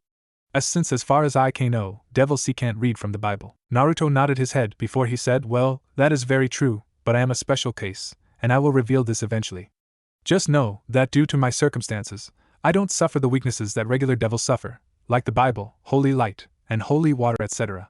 This is also the reason why I am able to wield the weapon you all saw me use against Riser that uses holy light." Everyone nodded in understanding, but still wished they knew why he didn't have these weaknesses. Next, Issei asked, "Hey, so from what I've heard, you've been gone for about 5 years now, right?" Naruto nodded his head and said, "Yes, that is correct. I knew all of them, since I was 7, before I left at 13 years old, and have been gone for these past 5 years. Why?" Issei then asked. "Well, I wanted to know what was so important that you've been gone for 5 years?" The whole room grew silent, as everyone, mainly Akino, Kaneko, and Rias, wanted to know what he was doing for the past 5 years. They all looked towards Naruto, where he then looked back at all of them before he sighed and then pulled out a thick, brown, leather-bound journal that had pieces of paper sticking out here and there and placed it on the table. He then opened it and pulled out the picture he had of himself when he was younger and the red-haired, dark-skinned girl. Everyone was wondering who the two kids were, except Rias, Akino and Kaneko, since they already knew that the boy was Naruto when he was younger. Naruto then pointed at the girl and said, "I have been looking for this girl for the past 5 years, as she was a friend of mine that I knew before I met Rias's brother. I wanted to come back to the human world to look for her, but I knew that I wouldn't stand a chance against stray devils, fallen angels, and other enemies who would want to cause me harm. So, I decided to train under the tutelage of Grafia-sensei and Surzex-sensei until they deemed that I was at a suitable level of strength to defend myself before I left. After that, I went back to Italy, which is where I met her when my dad was on a business trip there, and began my search. During this time, I continued searching for her while continuing my training and helping all the different factions and pantheons with any problems they had. I had managed to finally narrow the possible location she could be to Kyoto, somewhere in Europe focusing around Italy, and America focusing around Florida, when I got a call from Surzex asking me for a favor. He then explained how his little Rias Rias blushing in embarrassment, was meeting her ass of a fiancé and would most likely end up in a raiding game and would need training. I agreed, under the conditions that he helps me in my search for my friend, and he make me a king. However, I found out that while Surzex can help me in my search, I will need to prove myself to become a king. At this, Rias felt sad and began tearing up that one of her childhood friends needed to add conditions in order to help her. Naruto looked at Rias and saw the tears in her eyes and knew she probably was thinking he didn't care for her. He decided to nip this in the bud and said, "Rias, I hope you know that I didn't add those conditions as incentive to come help you." This got Rias to snap her head to him with wide eyes. Before he continued, "I added both of those conditions for a reason. The first one was so that I wouldn't have to be away from you guys anymore. Because now, with your brother helping me in my search, I don't have to spend all my time searching for her, so now, I don't have to be away anymore, and if I am a king, then I will have some more freedom to do as I please." Rias thought about his reasoning, and realized Naruto was right, and that he wasn't actually being selfish, but was thinking about Kaneko, Akino, and herself. Rias then smiled and said, "Thank you for explaining that, Naruto. I was afraid that the only reason you came back and began training us was because you would get something out of it. I completely forgot that you wouldn't ask for anything unless there was a reason behind it." Everyone smiled to see their king was happy again. Then Akino decided to ask a question. "Naruto, I wanted to know if you could also teach us aerial combat." Naruto thought about it for a second before he nodded his head and said, "Yeah, in fact, tomorrow, I'll give you guys a break from your workouts, so we can focus on aerial combat tomorrow. Then, if you still want to continue doing your workouts, you can do that as well." This got everyone to smile and get excited before Kaneko decided to ask the question, "Naruto." This got everyone to look at Kaneko to see what she was going to say. "Why were you looking for this girl for so long?" This question made everyone look towards Naruto, as they wanted to know the answer as well, especially Rias and Akino, since they wanted to know what made this girl so special that it took away their childhood friend from them, who was also the one they both liked. Naruto looked at Kaneko, then he looked around to see he was the center of attention and knew he wouldn't be able to get out of this one. He took a deep breath and said, "I've been searching for her because she's my childhood friend, as well as the first one I fell in love with, and so that we can fulfill our promise of getting married together." This made Kaneko, Rias and Akino extremely jealous, realizing that this girl has a massive head start in the competition for Naruto's heart. However, despite the massive lead she has, they also know that she has been out of his life for most of his life. This gives them a chance to also claim a spot in his heart, and they don't care if they have to share, they would rather share than not be with him at all. With that, everyone finished their food before they then relaxed for a little bit, then headed to bed, ready to start the next part of their training. The next morning, Rias and Akino got up extra early to get ready before they began waking everyone up, while letting Naruto get his extra sleep before they woke him up. As the two were waking everyone up, they realized that Kaneko wasn't in her room. This confused everyone, as they all began wondering where she could be, until Rias and Akino had a thought that made them very jealous. They immediately rushed to Naruto's room, with Asia, Kiba, and Issei following behind until they reached Naruto's room. Once there, Rias and Akino kicked the door open, to find Naruto was still asleep with Kaneko, who was wearing a pair of light blue short shorts and a big, white t-shirt that she stole, from Naruto the previous night, holding onto his side. What they all noticed, with Rias feeling especially jealous about, was that Kaneko had her ears and tail out while her tail was slightly curled and her ears were twitching. The reason for Rias's current jealousy is because of two reasons. The first reason is because Kaneko was laying in the same bed as Naruto was, and Rias had wanted to do that but didn't want to push her luck. The second reason is because she had been trying to get Kaneko to show her Nico features for years, but had been shot down every time, and then all of a sudden, a week of training with Naruto, and she feels comfortable enough to reveal them. They were about to move into the room, when Naruto began stirring awake, before he then sat up and rubbed his eyes. He then tilted his head to the sides and cracked his neck loudly, getting flinches from Asia and Issei, before he sighed in relief while rubbing his neck. He was currently wearing a pair of royal blue shorts with black flame designs on the bottom and a simple white t-shirt. He then felt like he was being stared at, and turned to see everyone else was standing in his doorway, looking at him. He then felt something holding his side and looked down to see Kaneko holding onto him, and was still asleep. He lightly smiled and then began petting Kaneko's head, getting Rias, Akino and Issei to feel extremely jealous. Rias and Akino because they wanted to have their heads pet by Naruto, while Issei was jealous at Naruto for being able to wake up in the same bed with a girl. Kaneko, it's time to get up. Kaneko began to smile and purr, before she began to stir as well, signified by her ears twitching and tail swaying. She then stretched like an actual cat, with her tail extending out like a cat's, before she sat up and yawned cutely while rubbing her eyes. She then looked around before seeing a smiling Naruto, before he pointed behind her, and she turned to see everyone else. As soon as she saw the rest of their group, she immediately hid her Nico features again. What are you guys looking at? Kaneko asked, while looking at them with an expressionless face that would have had more of an effect if it wasn't for the blush on her cheeks. Rias was the first one to snap out of her stupor, when she then asked, "What are you doing in Naruto's room, Kaneko?" Kaneko replied, "I was sleeping. What did it look like?" Rias blushed and began sputtering, getting Akino to look at her in amusement before she said, "Era, was Bucho thinking naughty thoughts about little Kaneko and Naruto?" This got Rias to become completely crimson like her hair, before she began to glare at Akino and shouted, "And no, I wasn't." Everyone began to laugh at the two, while Kaneko had a little smirk before they all heard some soft chuckling and looked to see that it was Naruto who was laughing. The sight of his smiling face, and the sound of his laughter made the girls of the group blush, with Rias turning more crimson, which should have been impossible, at how handsome he looked and how he sounded when he was laughing. After a minute, Naruto stopped laughing before he smiled kindly towards them and said, "Thank you for that. I haven't laughed like that in so long. I was actually beginning to think I didn't know how to laugh anymore." Everyone smiled to see that he was happy and laughing, and they all decided that they liked it when he was smiling and was kind more than when he was cold and stoic. With that, Naruto got up and said, "Alright, I will now be going to prepare for today's lesson in aerial combat, and I suggest you all wear some warm clothing because it'll be kinda cold when we start, since we'll be flying the entire time if you guys can." With that, Naruto got up and went to shower before he got dressed while Issei, Kiba, and Asia left to get ready as well, leaving Akino, Rias, and Kaneko alone together. The three then looked at each other with Akino and Rias staring at Kaneko with jealous looks and Kaneko looking back with a smug smirk. Rias then asked, "What do you think you're doing, Kaneko?" "I have no idea what you mean, Bucho," Kaneko said innocently, but her eyes and smug smirk said otherwise. Akino then asked, "We mean, why were you in bed with Naruto-kun? You have your own room right next to Asia's." Kaneko then smugly said, "That may be true, but I was so tired from training with Naruto-kun yesterday that I had passed out. But since he didn't know which was my room, so he simply placed me in his bed and had planned on sleeping elsewhere. At least, until I seemingly clutched his arm in my sleep." This got the two to fume, as they realized that Kaneko had faked passing out from exhaustion, as well as using Naruto's lack of knowledge on the rooms to get him to take her to his room and then played the arm clutch card to get him to stay.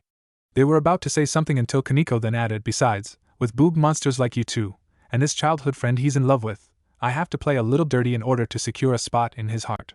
I don't care if I have to share with this girl, but I will get to be with Naruto-kun." This shocked the king and queen duo at how much Kaneko cared for Naruto that she would play tricks to get herself a place in his heart. However, after the two thought about it, they realized that Kaneko was right and that she probably held the biggest disadvantage, unless Naruto was into loli-like women.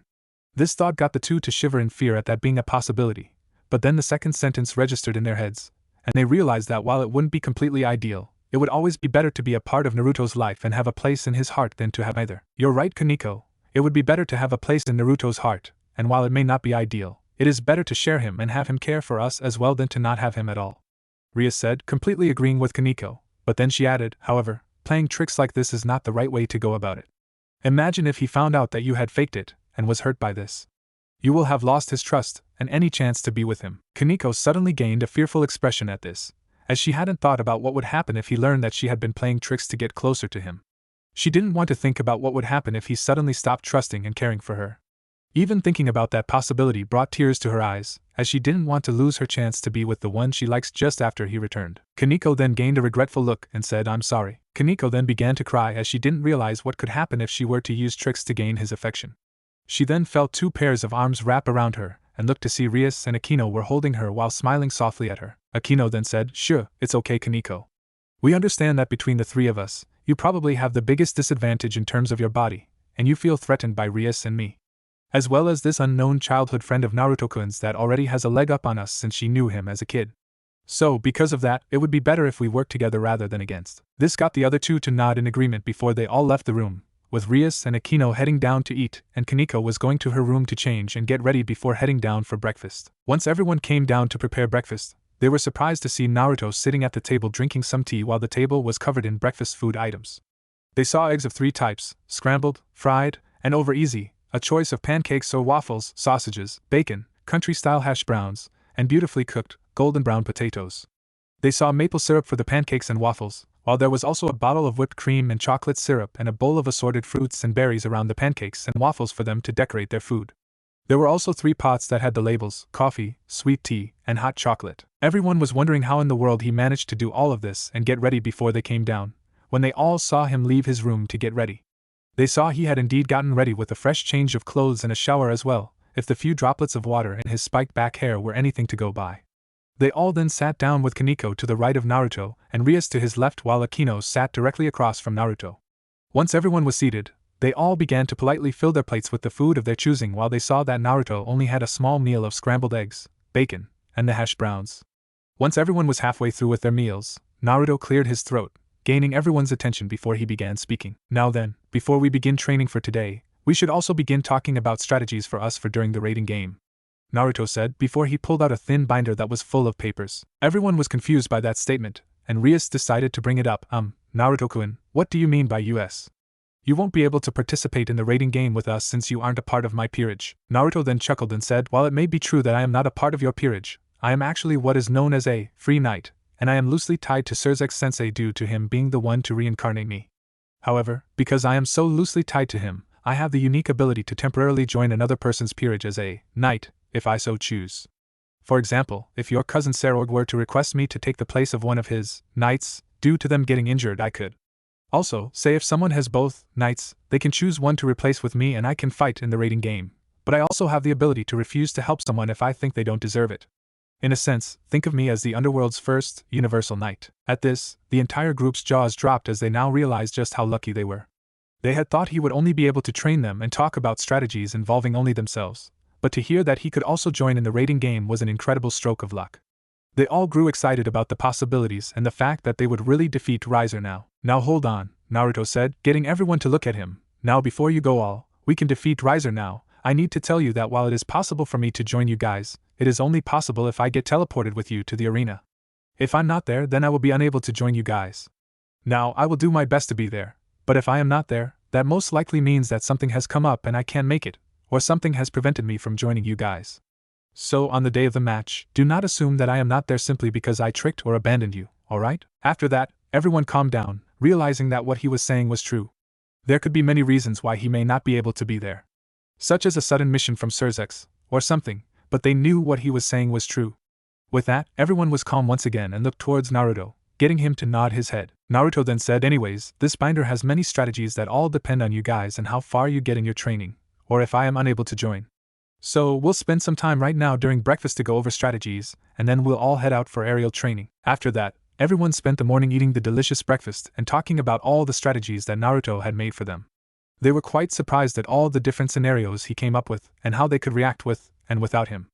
After breakfast and strategies, they all went outside wearing long-sleeved shirts and sweatpants, with Naruto being the only to wear sweatpants and a regular t-shirt. Alright, Naruto addressed and everyone stood straight and paid attention. Now, today, we'll be focusing on your flying speed, maneuverability, and your ability to fight against an opponent in close combat while flying. So, everyone bring out your wings and then head up into the air until you're all just above the tree line. With that, everyone brought out their wings and began to fly up to above the trees around them, which was a good 20 maybe 30 feet in the air. Naruto watched as everyone was having an easy time getting up there, with only Issei and Asia having issues due to not really flying much and not practicing. Naruto walked over to the two, gaining their attention and asked, "Want to know an easier way to start flying, you two?" At this the two of them nodded, with Asia blushing cutely while he was at it.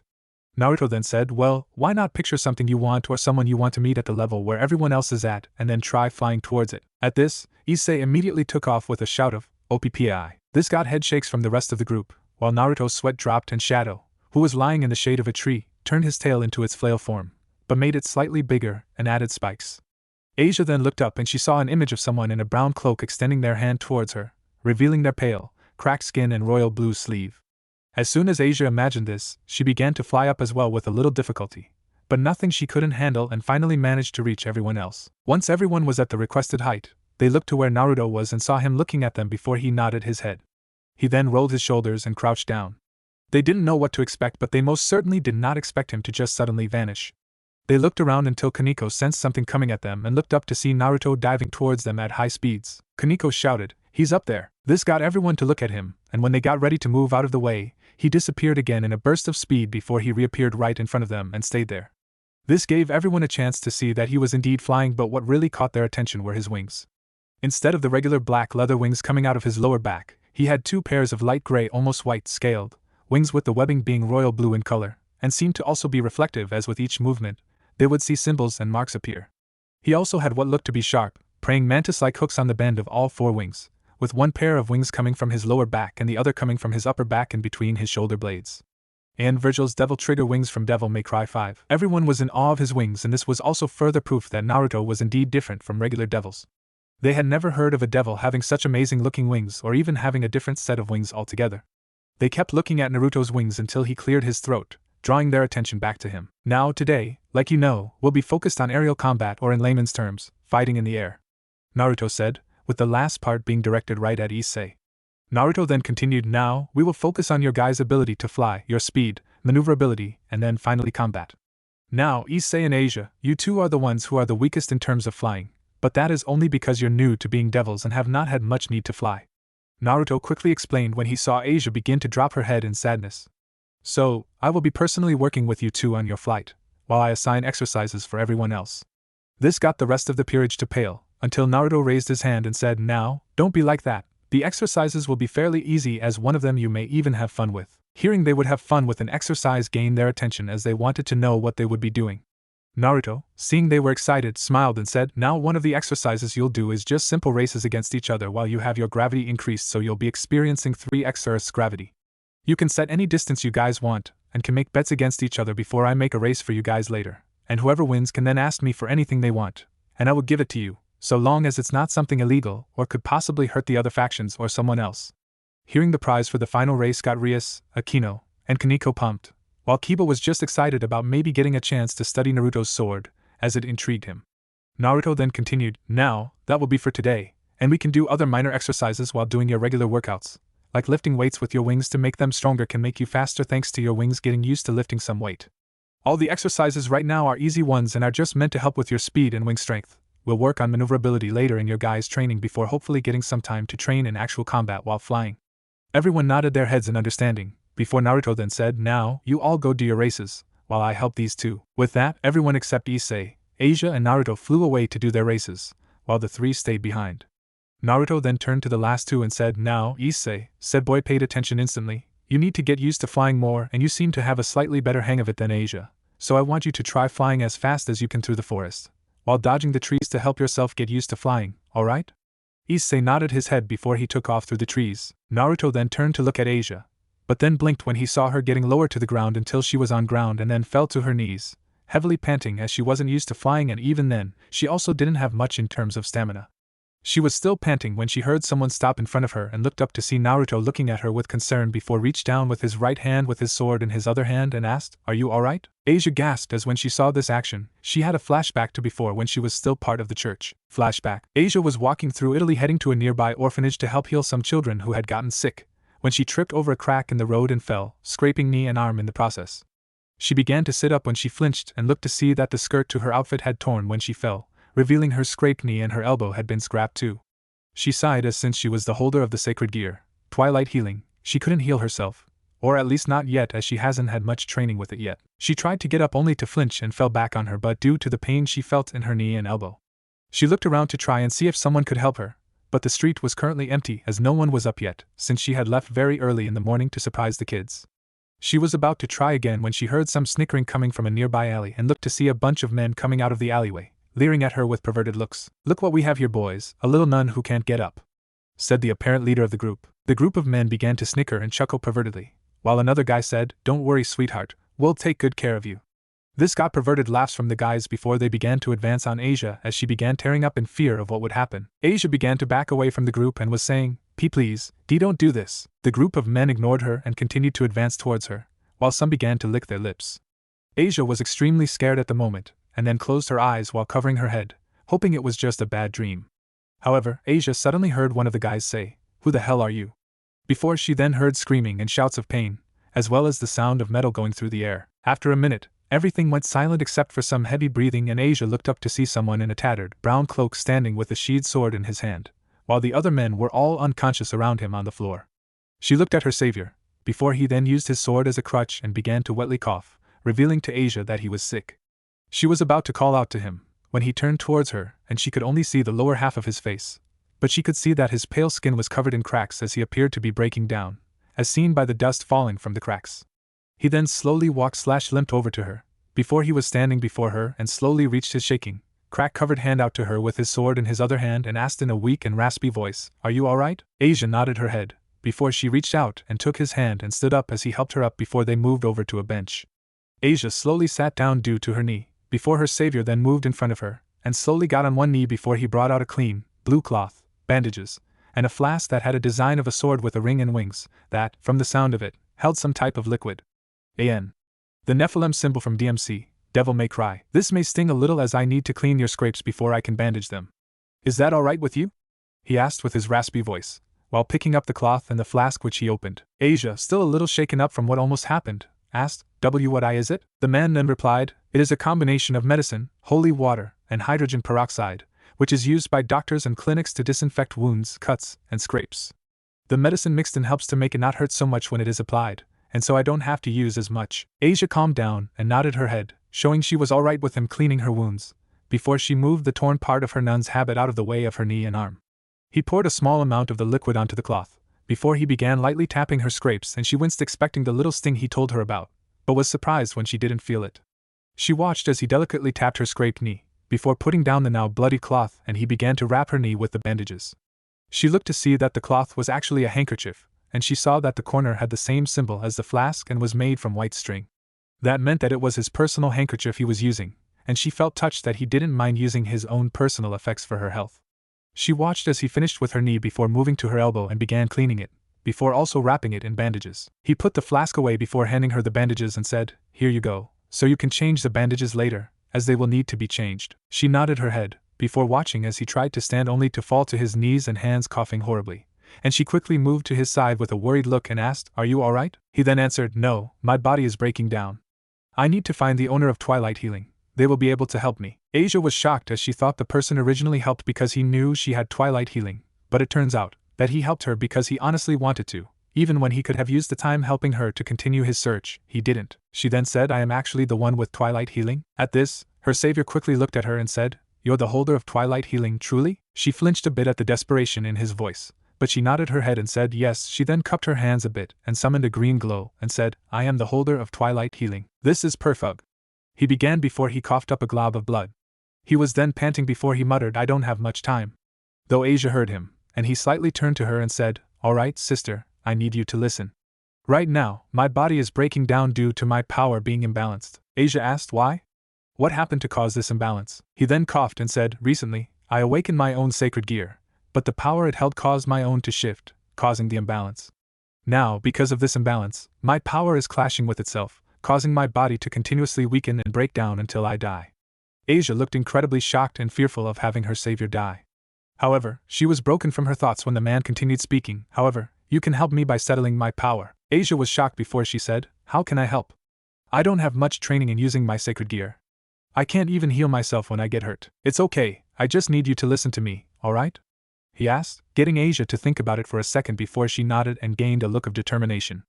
"Alright, now I need you to activate your sacred gear, but try and focus on the soothing aspect of it." Asia nodded her head before she closed her eyes and activated her sacred gear, getting green orb of energy in her hands before it slowly turned light blue. She felt the difference in her hands and opened her eyes to see it was now light blue. "Alright, now I need you to use that on me the same way you would normally heal someone, but instead of a continuous stream, try and use it in slow waves, like water. This will soothe my body and settle my powers down, and then I'll do the rest while you do that," he said, getting her to nod before she focused on using the energy on him, which slowly enveloped his body. As she kept an eye on him, she slowly saw the energy become a mix of royal blue and red, with the royal blue seeming to be more present than the red, until eventually the amount of red increased and matched the blue. As soon as that happened, she saw that the man's skin began to heal, with the cracks disappearing until all the cracks she could see were gone. Once the cracks were gone, she gasped when, from underneath the hood, she saw a pair of glowing blue eyes, before they settled down, and he smiled before clenching his fist. He then turned towards her and said, "Thank you for helping me, sister. If it wasn't for you, I don't think I would have survived another week." He then gave her a smile while nodding his head, before he then stood up and offered her his hand, which she took and stood up while also giving him a smile. "Now then, if you would be so kind as to tell me the name of the beautiful young woman who saved my life." Asia blushed, as she was never usually called beautiful or complimented in general. She then said, "My name is Asia Argento. Would you mind telling me your name as well?" The man nodded his head and then kneeled down and gently took her hand and gently kissed the back of her hand, causing her to blush more before he said, "I have a name, but I currently cannot tell you, as you would be put in danger if you knew my name. So for now you may call me V." Flashback. And after that, V stayed with her, keeping her company and protecting her, as well as some of the other nuns and innocent people. She and V grew closer to each other, and she could without a doubt say that he was her very first friend, and she had hopes of hopefully becoming more with the man, as well as hoping to find out what he looked like. However, one day he had disappeared from her life and left her a note saying that they would meet again in the future and to not worry about him. As time passed, she always hoped to see him again in her times of need, like when she was excommunicated from the church, but he never returned. After all this time, she had thought he abandoned her, and had almost stopped believing that he would come back. But now, she is beginning to have hope again when she sees the similarities between V and Naruto. This is also causing her confusion because she had recently started to have feelings for Issei, and all of a sudden, there's a chance that her very first friend and love interest is back. Before she could go further into her thought, she felt a hand on her shoulder gently shaking her. She looked and saw that it was Naruto kneeling in front of her while looking at her with concern. Asia shook her head and asked, "What? What did you say?" Naruto then replied, "I asked if you were alright. You came down, and then when I asked the first time, you seemed to have just zoned out on me. I didn't want to leave you alone, so I stayed here and waited until you snapped out of it." Asia cutely blushed before saying, "I'm fine, thank you for worrying about me. Just thinking about something from my past." Naruto nodded his head before he stood up and held out his hand for her and said, "Well, if you're really alright, then let's get you used to flying now." With that, Asia smiled and nodded her head before taking his hand and standing up. Once she was up, Naruto brought out his wings and began to slowly go up into the air. Asia then brought hers out as well and began to follow him before she had one last thought. "Naruto-san, are you really my friend V? And if so, then why have you been gone for so long and only come back now? And what am I going to do about my feelings for Issei if it is you?" Present, 3 days before the raiding game. It was currently midnight, and Naruto calmly stood in the middle of one of the newly made training grounds that was around the Gremory Villa with his eyes closed and just enjoyed the fresh air of the forest. He had Yamato in his hand with it still in its sheath and was in his usual outfit, just waiting. Rustle. Rustle. Naruto seemed to twitch at the sound of some branches in a tree rustling, but he just stayed in his position without moving. Meanwhile, in the tree, we can see 2 people crouched in the tree with nervous expressions. The reason for the nervousness? Well, you see, after the first few days to get everyone accustomed to the weights and how they work using some simple exercises, Naruto amped up the training for most of the group. A lot. He hadn't been kidding when he said he would do his hardest to prepare them, and he made sure to place most of them under extreme conditions. They would have to stand in the sun while holding gravity-increased boulders above their bodies to build up strength and stamina. They had to swim against the current in the nearby river when Naruto would bring out his wings and flap them to make the river current stronger and crazier to build up lung capacity and the muscles throughout the entire body.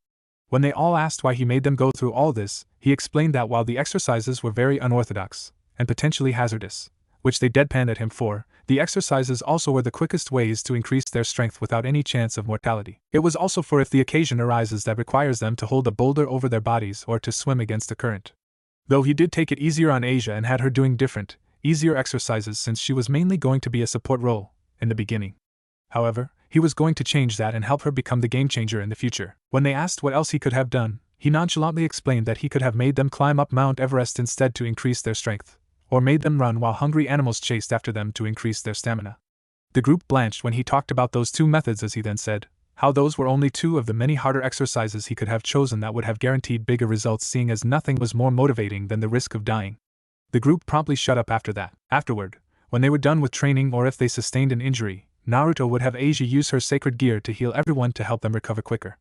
This also served the dual purpose of increasing the length of time Asia could use her sacred gear as well as help her learn to better control her magic by sometimes healing all of them at once. In addition to that, Naruto also spent time getting reacquainted with Kaneko, Rias, and Akino as he had essentially disappeared from their lives for 5 years. He also spent time with Asia after she had gained the courage to confront him about whether he was her friend V or not. That was an interesting experience, to say the least. Flashback. Naruto was currently watching as Kaneko, Rias, Akino, Kiba and Issei all stood in the middle of the training ground he had made while they were holding themselves in the push-up position with boulders that were carved into a shark, a cat, a bear, a horse, and a koala. When the five saw the statues, they questioned why they were there. Naruto merely answered it was a hobby and to keep his sword skills sharp by carving the statues with such detail. Now originally, this might have been easier if it hadn't been for the shining black seals currently causing all the boulders to weigh 300 pounds each. Now normally, this would have crushed them, but Naruto was allowing them to use just enough magic to physically enhance themselves only to prevent being crushed. Though it probably didn't matter since he's had them do this for almost 3 hours now. And Naruto? When he heard this, Naruto turned to see a nervous-looking Asia standing behind him wearing a tight, white sports bra that nicely hugged her C-cup and a pair of forest green shorts that went to her mid-thighs, showing off her nice, long, and smooth legs and hugged her ass nicely in a pair of white and black trainers. Her hair was currently in a braid to keep it from becoming an issue when working out as Naruto currently had her running laps and increased the weights she was using a little more to make it more challenging for her. Yes? Is there something you need, Asia? Asked Naruto, as he hoped everything was alright. Asia nodded and said, why yes, I just wanted to talk to you about something. Asia then subtly looked towards the others and said, in private, if that is okay with you? Naruto noticed the look and nodded his head, while saying, I understand, let me just deal with them very quickly and then I'll come to talk with you. Naruto then turned to the five to see the ground under their chins beginning to form little puddles of sweat and said, alright everyone, you're done for the day. As soon as he said that, with a wave of his hand, the seals stopped shining black and turned white, showing they were now decreasing the weight so that the group could flop to the ground without worry of being crushed. With that, Naruto looked back at Asia and motioned for her to lead the way, getting her to nod before the two walked off. After the two were sure the others wouldn't hear them, Naruto asked, alright Asia, what was it that you wished to talk about? Asia had her back turned to him as she began saying, about 2 years ago, in Italy, I was walking to an orphanage to help some of the children and to cheer them up. But I tripped and hurt myself on my elbow and knee. They weren't too severe, but they had prevented me from moving successfully due to the pain. It was early in the morning, so no one was awake and walking around to help me. However, some men walked out of a nearby alley and looked at me with lecherous eyes, and I knew what they were planning as they walked closer to me. As Asia talked, Naruto looked slightly angry as also identified by him tightening his grip around Yamato, and clenching his free hand until the knuckles were white on both hands. Asia didn't notice this as she kept talking while also pulling something out. I had closed my eyes wishing that someone would be there to help me and that it wasn't real, and then someone did help me. They were covered in a tattered cloak so I couldn't see them, but I saw their glowing blue eyes and had introduced themselves to me as V after I helped heal them. After that, V and I began to spend time together and got closer to each other. But then one day, he vanished and had disappeared and I hadn't seen him since. He left a note saying not to worry about him, and that he would see me again in the future, and so I waited for him, but he never showed up. I waited for him, hoping, praying that he would come back. I wished that he would come back when I was excommunicated from the church, but he never showed up. As Asia had said all this, Naruto had a look of sadness and guilt, but before he could do anything, Asia turned back to him, to reveal that she was holding something and was crying. He looked and noticed it was a royal blue handkerchief, and when he looked at the corner, he saw a familiar symbol. Asia then said, before he disappeared I had taken this because I wanted to return it, and to also ask if maybe he wanted to become a couple, but I never got the chance. So all these years, I've kept his handkerchief, used it, washed it, and kept it clean for the day that I ever met him again. I could give this back to him and tell him something. Asia then looked at Naruto with a determined look, that would have been impressive if the tears and slight blush on her face didn't make her look so cute. She then asked, so, my question is, are you my friend V, Naruto?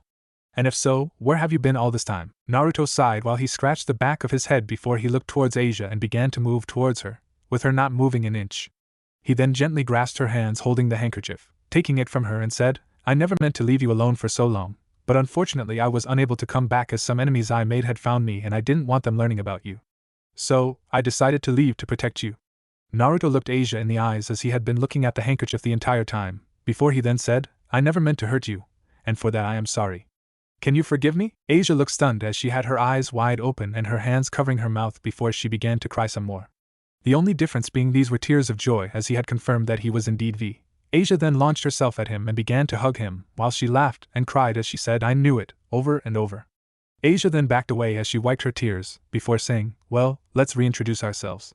Asia then lightly cleared her throat before saying with a smile, Hi, my name is Asia Argento. I'm a former nun and am now a devil in the peerage of Rias. Naruto smiled before saying, It's nice to meet you, Asia. My name is Naruto Uzumaki. I'm a free knight, with a loose tie to Surzek-sensei's peerage and have recently returned after 5 years of traveling around the world. The two were happy that they could reignite their friendship from the past, while Asia thought that she would finally get the chance to tell him her feelings at some point at least. However, unknown to the two, someone had been listening in on their conversation, and unknown to everyone, this will cause problems in the future. Flashback over. After that conversation, Naruto had also been reconnecting with Asia, finding out about what has happened in her life since he had to leave. He was glad that she had made new friends with Rias and the others and that they had helped her integrate into the school. He was sad that she was excommunicated from the church and he wasn't there for her. Though, he was also suspicious of the devil who had sought her out to be healed. Especially since no devil goes to a church willingly, even if they were injured and the church had a healer. Naruto had decided that he would look into that interaction, as no devil did anything unless they had something to gain from it. Naruto had spent the past several days training the group to the best of his ability, and he could honestly say that he was proud of them. The only one he seemed to be concerned about was Issei, as the boy had been acting strangely as of late. However, Naruto didn't know him that well, so he simply took it as this being the way the boy naturally acts. Anyways, Naruto just continued to stand in the middle of the training grounds waiting with his eyes closed. He then heard more rustling and slowly moved his hand towards Yamato's grip, and once he gripped it, several people jumped out of the bushes and trees and made a beeline straight for him. Naruto immediately began dodging all of the attempts to hit him, before he swung a sheathed Yamato around, causing a gust of wind to blow the attackers back. When the wind settled, one of the attackers went on the offensive again with a sword. Naruto responded by blocking each strike with Yamato, which he still didn't draw from its sheath. Naruto then sensed something coming up behind him and swiftly jumped, flipping over the attacker who was aiming for a sneak attack. This caused them to hit the opponent with the sword, sending both flying, one from the failed attack, and the other from the momentum of their attack. Before the two could move, Naruto appeared and knocked the two on the head with his sheathed sword, knocking them out. Naruto then quickly had to dodge as several lightning strikes were launched where he was standing. Naruto looked up just in time for a flash of bigger lightning to strike, causing a cloud of smoke and dust to cover the area. The attacker was trying to look through the dust cloud to see if they managed to land the attack. However, before they could react, Naruto came flying out of the smoke, heading straight towards the figure, and before they could react, Naruto slammed the still sheathed Yamato into their stomach, sending them crashing to the floor, inadvertently clearing the dust from before. Naruto was about to push the offensive, when he suddenly sliced an arrow made of red and black energy, causing it to explode behind him. Naruto noticed more arrows coming towards him, getting him to fly through the air as he began to dodge them, but he then noticed that they began to follow him, surprising him a bit. Naruto began to pick up speed in an attempt to lose or dodge the arrows, but the arrows simply sped up as well. Naruto flew through the air, making twists and sharp turns, dodging the arrows and causing some of them to collide with each other. Naruto then noticed another arrow get launched and began flying straight for where it originated from, getting the rest of the arrows to follow. Naruto kept flying before he ducked down into the trees, making him have to dodge the trees along with the arrows. As he kept flying, the arrows would collide with the trees, either causing explosions or simply erasing whatever they came into contact with. The opponent who sent the arrows noticed Naruto was closing in on them, so they began charging up for a counterattack. They held their hand out, palm facing the sky, as red and black energy seemed to form a spear above their hand. The spear was long and shiny, as it seemed to also emit a slight black miasma. Though, the most notable thing was that the spear seemed to be completely solid and was entirely red, as there also seemed to be an ominous feeling coming from the miasma as well as the spear itself. Just look up Fugo Balg, that is the design I am going for, but it is not the actual Gi Balg. Just designed off it. Once Naruto was within 100 meters and still heading straight for them, they launched their attack with a shout of Hakai no Yari. Number 1, the spear was incredibly fast, even faster than the arrows, which were no longer chasing Naruto as they had all hit trees, causing them to all disappear or blow up. After Naruto had finished with all the arrows, he was flying at high speed towards his target, but at the last second, he noticed the spear was heading towards him, causing his eyes to widen before he slashed at the attack using the now unsheathed Yamato. This caused an explosion which created a massive dust cloud, blinding the attacker as they searched for Naruto, before feeling something sharp and metallic on their neck. The smoke and dust cleared before revealing Naruto holding Yamato against the opponent's neck as he said, "I win, Rias." That's right, the people who had been attacking Naruto were, in fact, Rias and her peerage, though the two currently missing members were Issei and Asia. Though that was for different reasons. Rias sighed as she felt Naruto remove his sword from her neck. She didn't sigh in relief as she knew Naruto would never hurt her like that, but more in disappointment that she couldn't beat Naruto. She turned to notice Akino walking over while carrying Kiba and Kaneko, all of them covered in scratches, and 1 or 2 scrapes or bumps, especially in Kiba and Kaneko's case, but nothing too serious. Once the 3 of them were in the new clearing that was created, Naruto turned and waved his hand before the previously empty clearing shimmered, revealing a medium-sized blue barrier was in place, and inside was Asia, with several little animals around her and relaxing while she lay around and relaxed as well. Rias and Aquino could see all of the animals were native to the forest. There was even Shadow, who was sitting calmly next to Asia. Once the barrier came down, Asia closed her eyes and began to focus on Aquino, Kiba, and Kaneko as she brought out Twilight Healing, though there were very notable changes to it compared to before. When training had first started, everyone knew that Asia's Twilight Healing looked like a pair of rings, though now it seemed to have changed or evolved.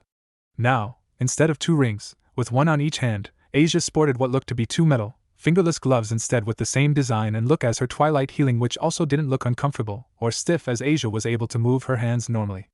Aquino, Kiba, and Kaneko were suddenly covered in a layer of green light. Rias, Naruto, and Aquino watched as all the scratches and scrapes healed and disappeared before Kiba and Kaneko began groaning as they slowly woke up from being unconscious. Asia then stopped as she opened her eyes, getting the light to disappear from around Aquino and the now groaning Kiba and Kaneko before she stood up and walked over to the others with Shadow following and the animals dispersing. Kaneko and Kiba groaned for about another minute before the 2 of them looked at Naruto before saying at the same time, "Did you really have to knock us on the head with a sheathed Yamato?" Naruto simply chuckled and said yes, as knowing Kaneko, she would attempt to fake being unconscious before attempting a surprise attack. "As for you, I simply just felt like doing that so that I wouldn't have to deal with some of those annoying swords you figured out how to make." At this, everyone began laughing as Kiba and Kaneko grumbled since they were defeated so easily, before Rias stopped and turned towards Asia as she said, "By the way, I wanted to know, what are those gloves? They look similar to Twilight Healing but are gloves instead of rings." Asia giggled as everyone, minus Naruto, looked at her curiously before she walked over to Naruto and wrapped her arms around his right arm as she said, "Well, these are the Twilight Healing but they evolved recently when I was training with Naruto. We're not sure why it happened, but it just happened so suddenly when he was teaching me the fighting style he suggested for me. In fact, we've been meaning to see what other abilities it gives me, but we haven't had the time." Asia finished while looking slightly crestfallen since, due to the small time frame, they couldn't see what she could do. Asia's expression, however, went from sad to surprise when Naruto patted her head after removing his arm from hers as he smiled and said, "Don't feel bad, Asia. This little outing wasn't meant to increase your strength by an incredible amount. This was only meant to increase what skills that all of you already had, and improve on them to give you guys more of a fighting chance. The fact your sacred gear evolved was a surprise, but it was a very welcome surprise." Asia smiled and nodded as she had to agree with Naruto on that, while the others were happy for Asia. Rias, however, was more along the lines of ecstatic, as she cleared her throat, gaining everyone's attention as she said, "I know, according to my brother, that sometimes sacred gears gain other abilities or their current abilities evolve as well when they undergo an evolution such as this. So I was wondering, what abilities did you gain, Asia?" Asia giggled as she replied, "Well, I can still heal people, though now I can heal people faster, and for longer periods. I can heal multiple people as well, including from a distance, though it becomes more effective the closer I am to who I am healing." Asia then brought up her hands before showing a baby blue light instead of the regular green light as she said, "I am now also able to heal myself, and I've also gained an ability that uses only the soothing aspect of my sacred gear." At that, the other 3 were confused on how that would be effective, as Kiba asked, "That is quite impressive, Asia-san, but how would a soothing effect be useful?" Asia gained a slightly mischievous glint in her eye that went completely over Kiba's head due to him believing Asia was harmless because of her cuteness. Rias, Aquino and Kaneko, however, caught it, and were slightly on edge due to their past with Naruto and his pranks when he was younger. Asia then turned to Naruto with a cute, questioning look that got Naruto to chuckle before he nodded his head while smiling. Asia, in turn, smiled before she walked over to Kiba and touched his thigh with her glowing blue hand. Immediately after Asia touched Kiba's leg, Kiba crumpled to the floor, much to the shock of himself and the others, minus Naruto. "What just happened?" Kiba shouted, very much freaking out since he couldn't feel his leg, and it was something that scared him. Asia giggled as she replied, "Hee, well, basically, what I did was relax your leg to the point that it feels numb, causing you to be unable to use it. The length of time the numbness stays is dependent on the person's own healing ability, or if I simply touch them again." Asia touched Kiba's thigh again, letting Kiba feel his leg again and allowing him to stand up, then the numbness cancels and mobility is given back.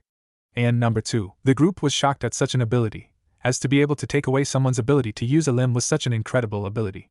The fact that Asia can willingly use it since it doesn't cause pain was just a bonus since she wouldn't be afraid about defending herself now. "That's amazing, Asia.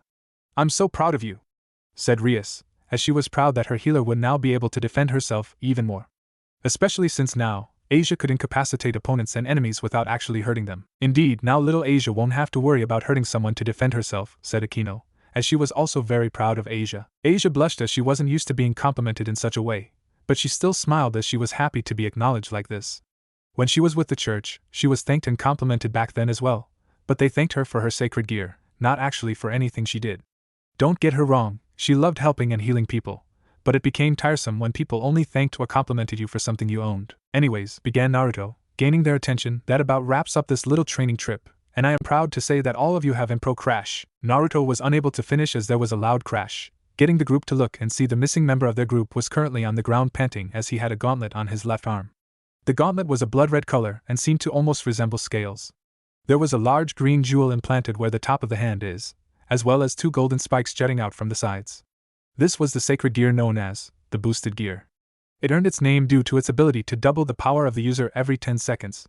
However, the number of times the user can boost and the duration are all dependent on the user's stamina. However, the thing to notice was that he was currently sweating and panting like crazy. The reason? He was currently carrying 4 tree trunks with 2 in each arm as training. The point was to increase his physical strength by carrying the tree trunks while increasing his stamina and endurance by using his sacred gear to increase his strength and concentration because he needed to focus on keeping his strength enhances or face getting crushed. The crash just now was him dropping the tree trunks to the ground as Asia walked over and used her sacred gear to heal his pain enough so that it wasn't unbearable, but more uncomfortable. Issei looked to her and said, "Thank you, Asia-chan, but why didn't you heal me completely?" "Because Naruto-kun told me that by allowing your muscles to heal naturally, it lets them get stronger quicker rather than healing them with my sacred gear," replied Asia. And number 3, Naruto nodded his head and patted Asia's head as he said, "It's true, anytime magic is used to heal injuries, it does make your body stronger, but nothing beats how strong your body becomes when healing naturally. I even told her not to heal the others entirely for that exact reason." Issei looked at Naruto with a mostly indescribable look, but one thing that could be seen was pure jealousy. He hated how Naruto was so much stronger than him and how he had the attention of all the girls. Even Asia seemed to favor Naruto over himself, and she had just met him. Of course, Issei and the rest don't know about Naruto and Asia's history together. Then again, they never did ask if the two had a history since, to all of them, they had only just met during the meeting with Riser. Naruto then cleared his throat to get everyone's attention and said, "Now then, training is done and I want all of you to pack up to go home and get some rest and discuss plans for the last 2 days before the match. After all, there's no point in doing all this work if you don't rest as well." The group smiled and with that, everyone went to pack up before getting some sleep and heading home in the morning. As the group walked, Kaneko realized that Naruto was still standing in the same spot and turned back before asking, "Naruto? Are you coming?" This got everyone else to stop as well and turn back before Naruto simply chuckled and said, "I have some things to take care of tonight and over the next 2 days, so I probably won't see you until the day of the rating game." Seeing the looks he was receiving from the group, mainly Asia, Kaneko, Akino, and Rias, he simply smiled and said, "Don't worry, it'll be fine. Go get some rest, you guys still have some preparing to do before the match." With that, the group began to continue their way to the villa. Asia looked back again with a worried look. Naruto, seeing the look, sent her a smile to reassure her that he would be fine, getting her to nod before she caught up with the group. Naruto continued to keep his senses up until he felt them all enter the villa, at which point, he began to make his way further into the forest. As he walked, he felt a presence was nearby and it seemed to contain an increasing amount of lust the closer he got to it. He narrowed his eyes as he stopped when he felt the presence vanish while he used his thumb to slightly unsheath his sword and tensed his body to move at a moment's notice. He was prepared to strike if they made a move against him when he suddenly heard some rustling in the bushes nearby. With his hand on the hilt of his sword, he quickly turned to see a black cat walking out of the bush staring at him with its golden eyes. Seeing the cat, Naruto sighed before relaxing his body and placing Yamato completely back into its sheath as he said, "Really, Kuroka? Need I remind you that attempting to sneak up on me is pointless?" The cat merely smirked before it was covered in a plume of smoke as he heard a voice say, "Naya. I guess my attempt in surprising Naruto was a failure, Naya." Once the smoke cleared, Naruto was treated to the sight of a very beautiful woman standing before him. Just like the cat form she was using, she had long black hair and golden eyes. She was wearing a tight, black kimono with a red interior and a yellow obi that accentuated her large E-cup. She was also wearing an ornately decorated headband and a set of golden and black beads around her waist where her kimono had an opening, showing off her long, smooth legs. Something interesting about her was the pair of black cat ears and tails that were swaying behind her. This was Kuroka, the SS-class stray devil criminal known for killing her previous king. Naruto sighed while shaking his head and said, "Come now, Kuroka, you don't honestly believe that you had a chance to sneak up on me, do you?" Kuroka sashayed over to him before she wrapped her arms around his neck while wrapping a leg around him as she squished her against his chest as she purred in his ear, "Naya, but it was worth a shot, Naruto-chan. After all, it's been nearly 6 months since our last meeting and I wanted to see if I could get the drop on you this time." Kuroka squealed in pleasure at the end because Naruto had gripped her toned, heart-shaped ass with his hands and gave it a good squeeze. Kuroka had originally been trying to go after someone else's affections, read children, But when she had come across Naruto, she tried to attack him, but he promptly put her in her place. She always got excited remembering that encounter. Flashback 2 years. Kuroko was currently traveling around Europe in an attempt to find something that might be able to garner Vala's attention. She figured, maybe changing up her style would gain his attention, seeing as, despite practically being a shrug away from being naked, she never seemed to be able to get his attention, as he always seemed to be more interested in fighting. As she was walking around, she saw some people who were running, and from their scent, they were devils. However, they seemed to be running away from something if the panicked looks on their faces were anything to go by. She watched as the group ran before one tripped and fell with the rest of the group, not even looking back. She watched as the devil scrambled to get up before he suddenly stopped moving and fell to literal pieces. Kuroko was shocked as she had sensed something right before the devil stopped, but she was broken from her thoughts when someone else passed the dead devil, sword in hand, as they chased after the rest of the devils. She couldn't see much from the person due to the tattered cloak they were wearing that covered them from head to toe. On top of that, she couldn't tell what this person was despite trying to sense him.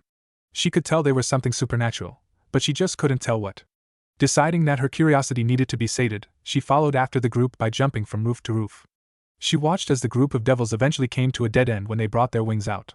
She watched as the devils lifted off the ground, but then the one chasing them swung their sword. She felt more than saw the attack as it passed the devils before each of them lost a wing as they were cut off at the same time. She couldn't recognize the attack, but she knew it used a familiar type of energy, but she just couldn't seem to place it since it was in such a small quantity.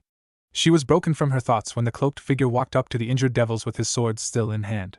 She watched as they stopped and sheathed the sword before using it as a cane as the person then spoke to the downed devils. "Now then, I believe you three have some answers to some question I have about your recent actions in this part of the human world and your leaders," said the cloaked figure, who Kuroko could now identify was a male by their voice. One of the devils gained a brief burst of courage, read, stupidity, and shouted, "We aren't going to tell you shit, commoner filth." The area suddenly went silent and Kuroko could feel her tails and the fur on them standing on end as the entire area suddenly seemed to have an increase in gravity, as the cloaked male suddenly gained a visible aura of dark blue energy with a dark red outline. Kuroko watched as the aura seemed to expand more and more before the person lifted their head, and she saw their glowing blue eyes staring at the devil with absolute pity and power. The devil began to shake in fear before the aura died down, and the cloaked figure walked past them, getting the devil to sigh in relief, the other devils to smirk smugly, and Kuroko to get confused before they all heard a resounding ring. At that moment, the devils seemed to stop moving before they fell apart to several bloody pieces, while the cloaked figure continued walking up to the remaining two devils and asked, "Are you going to tell me what I want, or am I going to have to reunite you with your friend over there?" The two devils were extremely terrified at this point, and nodded their heads, showing they were beginning to comply. Kuroko, on the other hand, was feeling curious about the male and the power they used for their attacks. "Excellent, now then, my first question, what are you devils doing here in Europe?"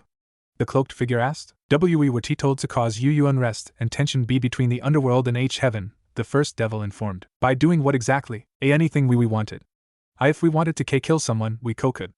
If we wanted something, we'd steal it," the second devil said. The devil saw the cloaked figure's glowing eyes narrow as his aura came back and he asked, "Did you rape anyone while you're here in Europe?" This stopped the devils cold, and judging by the pale, panicking looks they now sported, Kuroko and the cloaked figure could guess they had.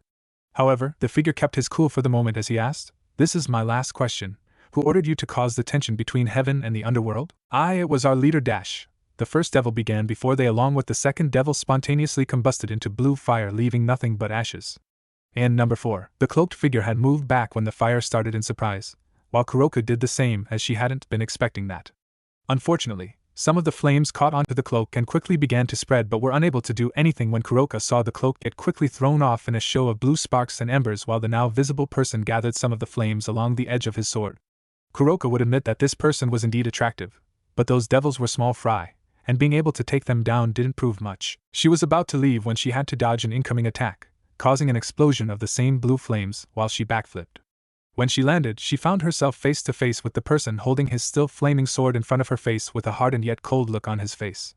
Kuroko realized that she had gotten careless and underestimated this person simply because they were capable of taking down a couple of weak devils. "Who are you? What are you doing here?" the person asked. She looked up at the person in front of her. Kuroko answered, "I am Kuroko and I was just very curious when I saw this group of devils running away from something. Though now it appears they were running from someone instead." She watched as the person narrowed his eyes at her, before relaxing and walking away from her. She then watched as he summoned a magic circle, or what should have been a magic circle. She noticed that it was royal blue on the outer and inner circles and there were no designs or symbols. She realized what he was doing. He was making new magic for himself, but he required something as a base. Then she remembered the blue fire and watched as he placed the circles over his still flaming sword before the fire was sucked into the circle, causing it to spin while designs finally began to appear. The designs were dark red and continued to fill and complete the magic circle until she saw a symbol of a sword with wings appear in the center, showing he had completed his magic. And number 5. Kuroko was stunned by this as, while she may not pay much attention to magic due to using her senjutsu and nijutsu, she remembered Lefei saying that making a new magic circle was extremely difficult and dangerous to do. And yet, this person just made a new circle like it was the norm. Now she had to get this person to join Kao's brigade. Kuroko realized she must have zoned out for a good 2 minutes as she then realized he wasn't anywhere in sight. Jumping to the roofs, she began to use her senjutsu to search for him to attempt to get him to join, even if by force. She knew what she was looking for as she just had to look for the energy signature that she couldn't tell what it was. After getting a lock on him, she began to make her way to him before finding him in a park where he pulled out a slab of meat and gave it to a black panther. She was shocked to see the panther, especially when she got closer and saw that it didn't seem to be a normal panther. As she got closer, the panther suddenly stopped eating and began growling in her direction, gaining the young man's attention as well, before he narrowed his eyes at her and placed his hand in front of the panther, getting it to stop growling. "It's alright, Shadow. Keep eating, I'll handle this," the young man said, getting the panther to look at Kuroko again, sending her one last growl, before it went back to eating its slab of meat. As if to say it was annoyed she interrupted its meal. The young man looked at her and asked, "Why are you following me?" Kuroko smirked and said, "I gotta admit, I originally was just gonna leave you alone, but then I saw you use that blue fire earlier to make a magic circle. And unfortunately for you, my group is always looking for people with talent and power, so I'm gonna have to ask that you come with me." Keeping his eyes narrowed, he placed his right hand on the hilt of his sword while pushing it out a bit with his left thumb as he replied, "Sorry, but I don't think I'll be going anywhere with you." Kuroko's smirk dropped to a frown as she said, "I don't think you understand the position you're in or who I am. I'm Kuroka, the SS-class criminal of the underworld, wanted for becoming a stray after killing my king. And you don't have much of a choice in this decision." "Well, since you've introduced yourself, it is only proper manners that I do the same," the young man said, as he then said, "My name is Virgil, a knight, with loose ties to Sir X Lucifer, and if you think I'm going to be a pushover..." In that instant, Virgil had disappeared before appearing behind Kuroka, shocking her before she felt several scars appear on her body along with immense pain, as Virgil said, "Then this is going to be a very short battle." Flashback end. After that, the two had fought, with Naruto overpowering Kuroka with his speed and strength, wearing Kuroka down. As even if she could sense him and his attacks with her senjutsu, if she wasn't fast enough or had the endurance to outlast him, then there was no point. After a while, Naruto had managed to knock Kuroka out, before he tied her up and took her to a location to find out what she knew. She had revealed that she was a part of the terrorist group known as the Chaos Brigade, and how they lead by Office. She went to reveal how despite Office being the leader, she didn't interact or manage the group, so most of them end up doing their own thing without a care of what would happen to the other factions. After Kuroka had said everything she knew about the group, Naruto offered her a chance at redemption by becoming his spy in the Chaos Brigade, shocking Kuroka before she questioned him on why he would ask her. He surprised her when he said that he knew she had her reason for killing her king, as he had also been researching that incident for information to reunite her with her sister. He proved it when he pulled out an old journal that Kuroka recognized as her former king's. Kuroka had been shocked that this person, who she had tried to force into the group, would so willingly help and believe her, even going as far as researching her case that had gone cold after so long. Kuroka couldn't remember the last time she had cried so much out of joy and relief at someone believing her. Since then, Kuroka would report back to Naruto roughly every 6 months to not draw attention to herself. She had even made a challenge to Naruto, that if she could get the drop on him once, then he would have to marry her and let her bear his children. Naruto agreed, and since then she has tried 3 times and failed each time, with this being the 4th. And every time she failed, she would receive a punishment, or as Kuroka would call it, a torturous reward. Lime, if you are not 18 or up, I would advise you skip to the next bold heading. If not, then it's your choice. Kuroka was a moaning mess as Naruto was currently groping and massaging her e-cup that were currently out of her kimono. Naruto had pulled her down to his lap as he sat down, cupping her left while snaking the other down her hip to her thigh, moving the kimono skirt, exposing the creamy flesh of her thigh while keeping her lower cat covered. "So, were you able to find any leads of where Lupus might be, among the 3 places I have yet to search?" Naruto asked huskily as he pressed himself into her neck, laying a butterfly kiss on it, making tingles go down Kuroka's spine as she enjoyed the feeling of his hands on her. "Yes, I have found out that she has been seen recently in America. That's all I can know for that SS subject Kuroka stated quickly in between moans as her breathing picked up as he slid his hand under her skirt, brushing against her furred bush. Naruto gripped her tightly. "Are you sure, my sweet kitten?" Naruto asked as he moved the rest of her skirt to expose her fur to the world and how she was starting to get wet, from the small amount of moisture but the great amount of heat emanating from her core. as well as how she kept herself neat as seen by how the hair was trimmed into a little heart. Yes, Kuroka screamed as he prodded her. Then I believe that is worth something, Naruto muttered, leaning back with her going with him, allowing him to nip her sensitive cat ear, making Kuroka shiver with anticipation. Naruto inhaled the scent of her long black hair, coconut peach shampoo. She certainly does know what I like, Naruto chuckled as he continued to nibble on the Nico's ear, feeling her body against his shiver and his ears hearing the melody of her moans. Yes, Kuroka hazily thought as she felt him cup her wet, her back arching as he ran his fingers up and down her moist folds, some of the juice smearing onto his fingers. You feel so hot and moist right now, Kuroka, Naruto whispered into her ear, earning a weak nod as she placed her head on his shoulder, turning her head slightly to look at him. I am Naya, she slurred. Naruto rubbed his finger up, moving further, feeling her. So, on to other business, Naruto stated as he removed his finger from her. Kuroka's eyes widened as she felt an instant crash, and her body felt cold, metaphorically, as it was refused its release. Please, Naya. Continue. Kuroka begged as she grabbed his shirt and tried bucking her hips into his hand to get her release. Naruto smiled, released her and wrapped it around her waist, holding her still, as his other hand continued to gently prod her wet folds. Before I give you the release you want, tell me, what have the old Satan faction been up to? Naruto asked while still holding Kuroka, preventing her from bucking her hips to get the release she wants. Kuroka, desperately wanting her release, practically shouted, they have been making plans concerning the faction meeting that is coming up soon, but I don't know exactly what they are planning. I'm sorry for failing you. Naruto smiled as he huskily said, you didn't fail me, you did more than enough by getting me this information already, my dear Kuroka. With that, Naruto moved his arm from her waist, allowing her to move again. Thank you. I also wish to tell you that Kao's brigade is aware of Kokobile attempting something as well to start another war. Kuroka finished, and placed her hand on his cheek and the other on his hand, guiding it to her entrance. Now that I have been a good kitten, Naya, give me my reward, Kuroka begged as she forced his fingers inside of her, making her face become a dopey wobbly smile as her eyes became glossy with ecstasy. Naruto pulled out slightly, hearing her gasp and push against his hand to keep him inside, her warm insides grasping and lathering his fingers in Kuroka's fluids. More, Kuroka moaned before she pulled him closer and kissed him. Naruto pulled his fingers out and stood up, dropping Kuroka on her plump butt. Ow, Kuroka groaned. Why did you do that, Naya? You know my rules, Kuroka, Naruto stated as he helped her up and redressed her. No kissing when I do this for you and no sex. But I have kissed you several times in the past, Naya. Kuroka pouted weakly as her ears flattened, and her tails drooped, knowing she had screwed up. You are a good person, but your instincts are a weakness for you, Naruto said as he rubbed her head. So, until next time, Kuroka. Kuroka wanted to reach out, and when she did, he was too far away. Lime end, for those who skipped, you may continue reading now. Kuroka sighed as she knew she either needs to show more restraint with her instincts, which was impossible, or she needs to hurry and find Lupus so that Lupus, and Naruto can get it on already before Kuroka, can get her turn. And from what she's felt the one time he let it slide that she groped him, he was hiding a monster down there. Kuroka summoned a portal before disappearing, completely missing a pair of red eyes that had been watching the two of them with anger, jealousy and a hint of restrained lust. Soon, Naruto-sama. I will have my revenge soon, the figure thought, before disappearing. Time skip, day of the match. It was finally the day of the match, and Naruto was making his way towards the school where he would meet up with the rest of the group. He knew they all had grown stronger and would be able to win against Riser, but he wanted to be there to make sure they were all okay. As he was walking through a park, Naruto suddenly sensed an incoming attack which he swiftly dodged before looking up in surprise when he saw a rocket that collided with him causing an explosion. Do you think that did it? Asked a voice. I don't know. Why the fuck would you ask me? Shouted another voice. Because you're the one who shot the fucking rocket at him. Shouted the first voice, before the two figures could be heard fighting each other. Enough. A female voice shouted, getting the two to stop and turn to the woman to see who it was. The woman had short blonde hair, red eyes, and delicate features that gave her appearance a cat-like feel. She had pale, soft skin that fit her appearance to give her that elegant beauty. She was wearing a cloak that hid her body from view. Of course that wouldn't be enough, after all, this is my former teacher we're dealing with. Isn't that right, Virgil-kun? The woman asked before turning to look behind the group, getting everyone to turn around and find Naruto standing there just fine.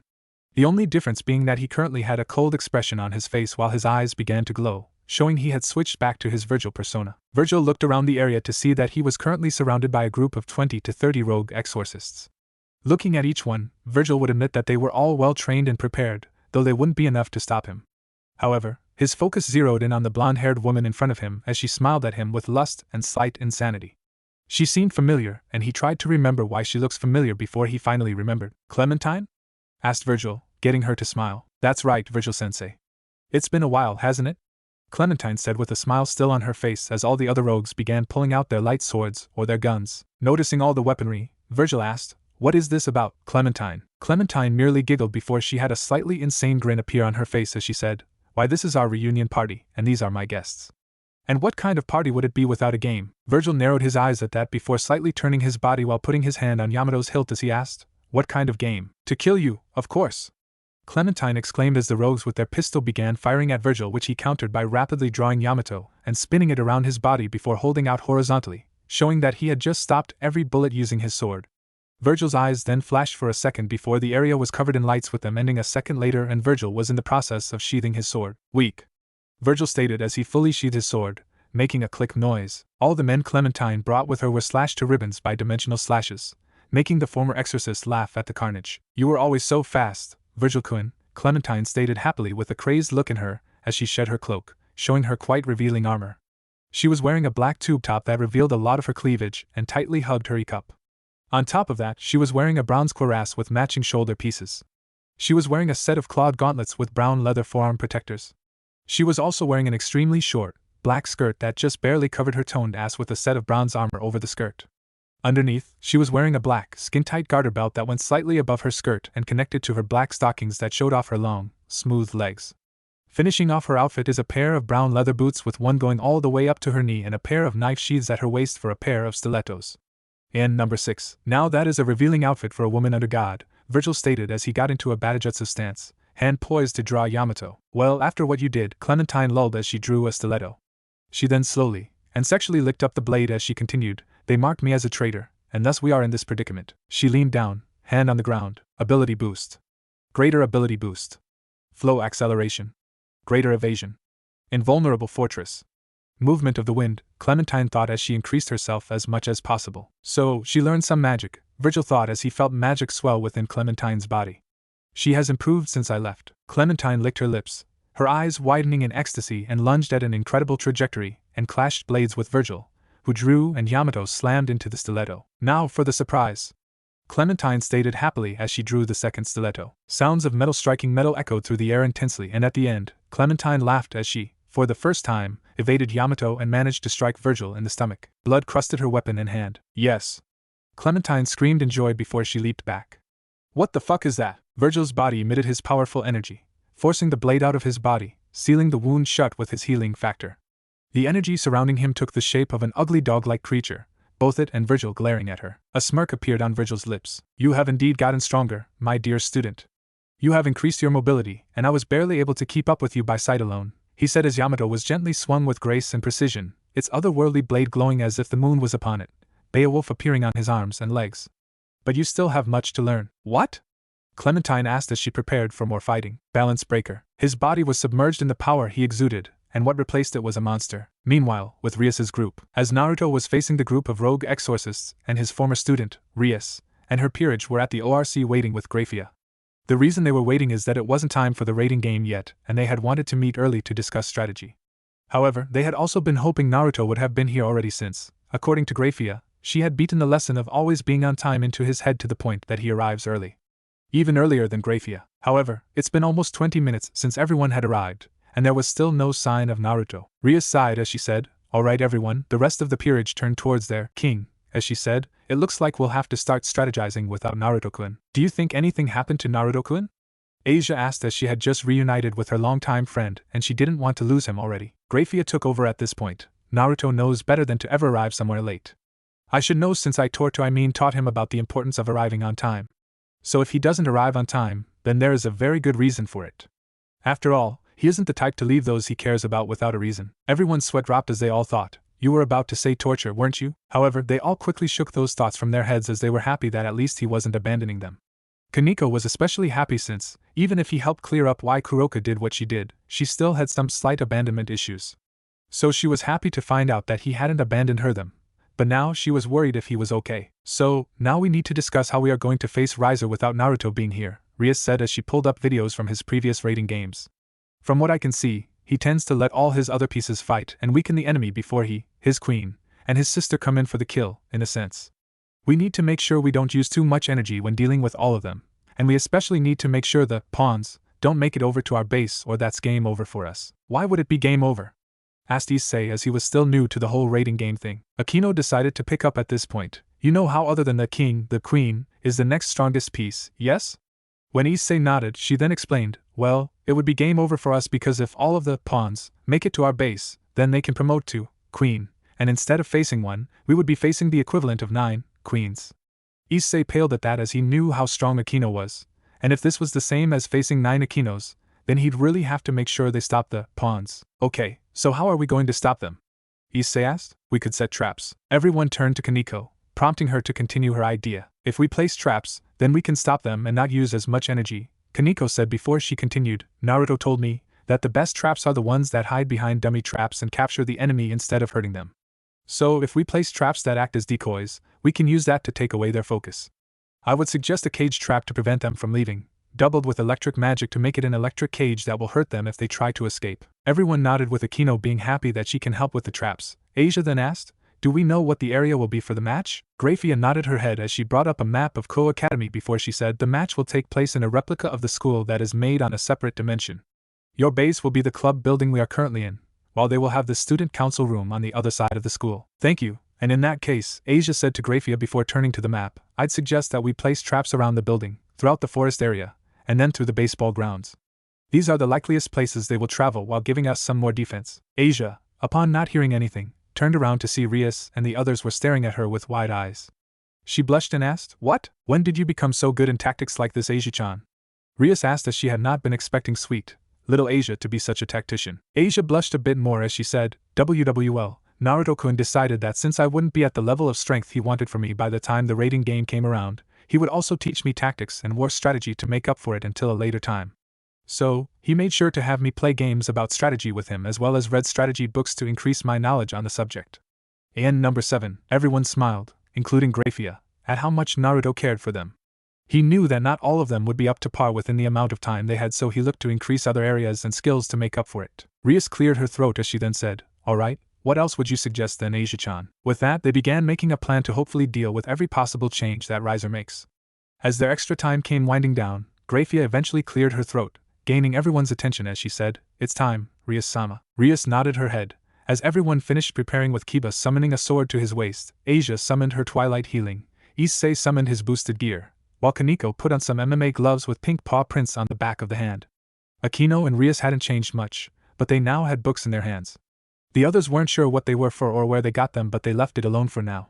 Meanwhile, Grafia had wide eyes at seeing the books as she knew exactly what they were. How did they get those? Those are only found among witch covens in either the witches' forest or wizard guilds, Grafia thought in shock, as she knew that witches and wizards tended to keep to themselves. And number 8, Grafia then shook her head as she said, I will now teleport you to the area of the match. A magic circle suddenly appeared underneath the group as it slowly began transporting them to the dimension of the raiding game. Before they were completely gone, Grafia said, good luck, and I will try and find Naruto to see what has happened, so just focus on the match. Rias and the others nodded, with all of them smiling except for Issei, though none of them saw him. Once they were gone, Grafia made an ice clone that will act as the referee of the match while she went to look for Naruto. As even though she had faith in him as his teacher, she was still worried about him. I hope you're alright, Naruto, Grafia thought, as while Rias and the others might not have noticed it, she felt the surge of power throughout the town. With that, Grafia left the ORC building to look for Naruto, while her clone teleported to referee the match with Rias and the others. Once everyone finished teleporting, they opened their eyes, though Issei was confused as he asked, did the teleportation work? Akino answered, yes it did, just look outside. Looking outside, Issei saw that the sky was green with a fluctuating aurora borealis that was an almost white green. Suddenly, everyone heard Grafia talking, greetings everyone. This is the raiding game between Rias Gremry and Riser Phoenix.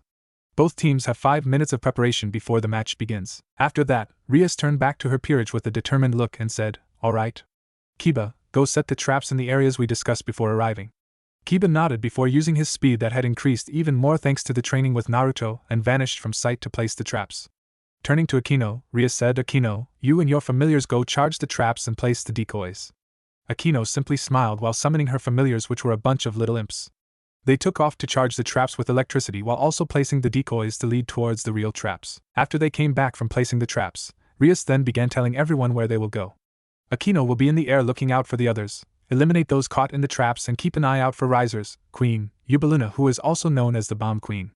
Kiba was to watch the other side of the forest that had fewer traps to provide better defense until Issei, Kaneko, and Asia were done securing the gymnasium.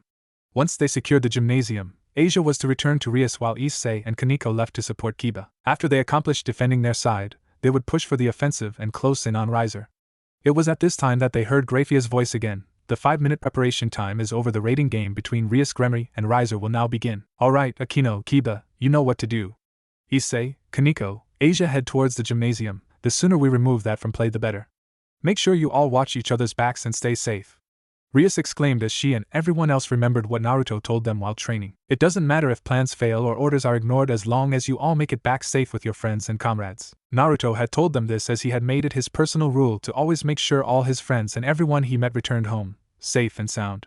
It was that same personal rule that each of them took as their own as well, so they had decided that from now on, they would always make sure each of them made it back safely. With that, everyone left while Rias stayed in the copy building of the ORC while looking at the book that she had brought with her. She remembered when Naruto gave her and Akino the pair of books, or to be more specific, grimoires. Flashback. Rias and Akino were now trying to come up with different attacks using their training of shape manipulation that Naruto had put them through.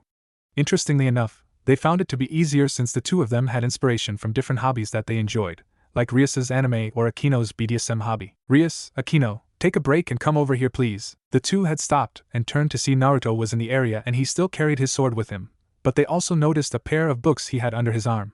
The two walked over as Rias asked, "Yes, Naruto-kun, what is it?" Naruto looked at the books for a second before he held them out, and said, "I wanted to give these to you too." Taking the books, Rias and Akino were grateful for them, but they were also confused until Naruto continued, "I know it is slightly confusing but let me explain. Those are known as grimoires and they hold incredible magic, spells, and other things that I won't tell you since I want it to be a surprise." Rias and Akino pouted at that, causing Naruto to chuckle before he continued, "Anyways, I am giving these to you because I believe they will help you. I do not know when as that will be entirely up to the grimoires themselves." This confused the two as Akino asked, "Don't you just mean up to us?" Naruto shook his head as he said, "No, because a lot of times, the grimoires are the ones who decide when is the best time to help. Once you have proven to be at a sufficient level will you be able to actively use the grimoires without issue, but until then, they will decide what spell is best for the occasion. Though it will be extremely draining so be careful when using these spells."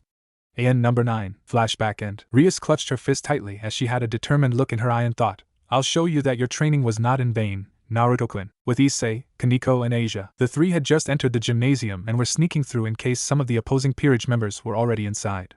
The three of them were about to cross from behind the stage when a voice called out to them, "We know you're there.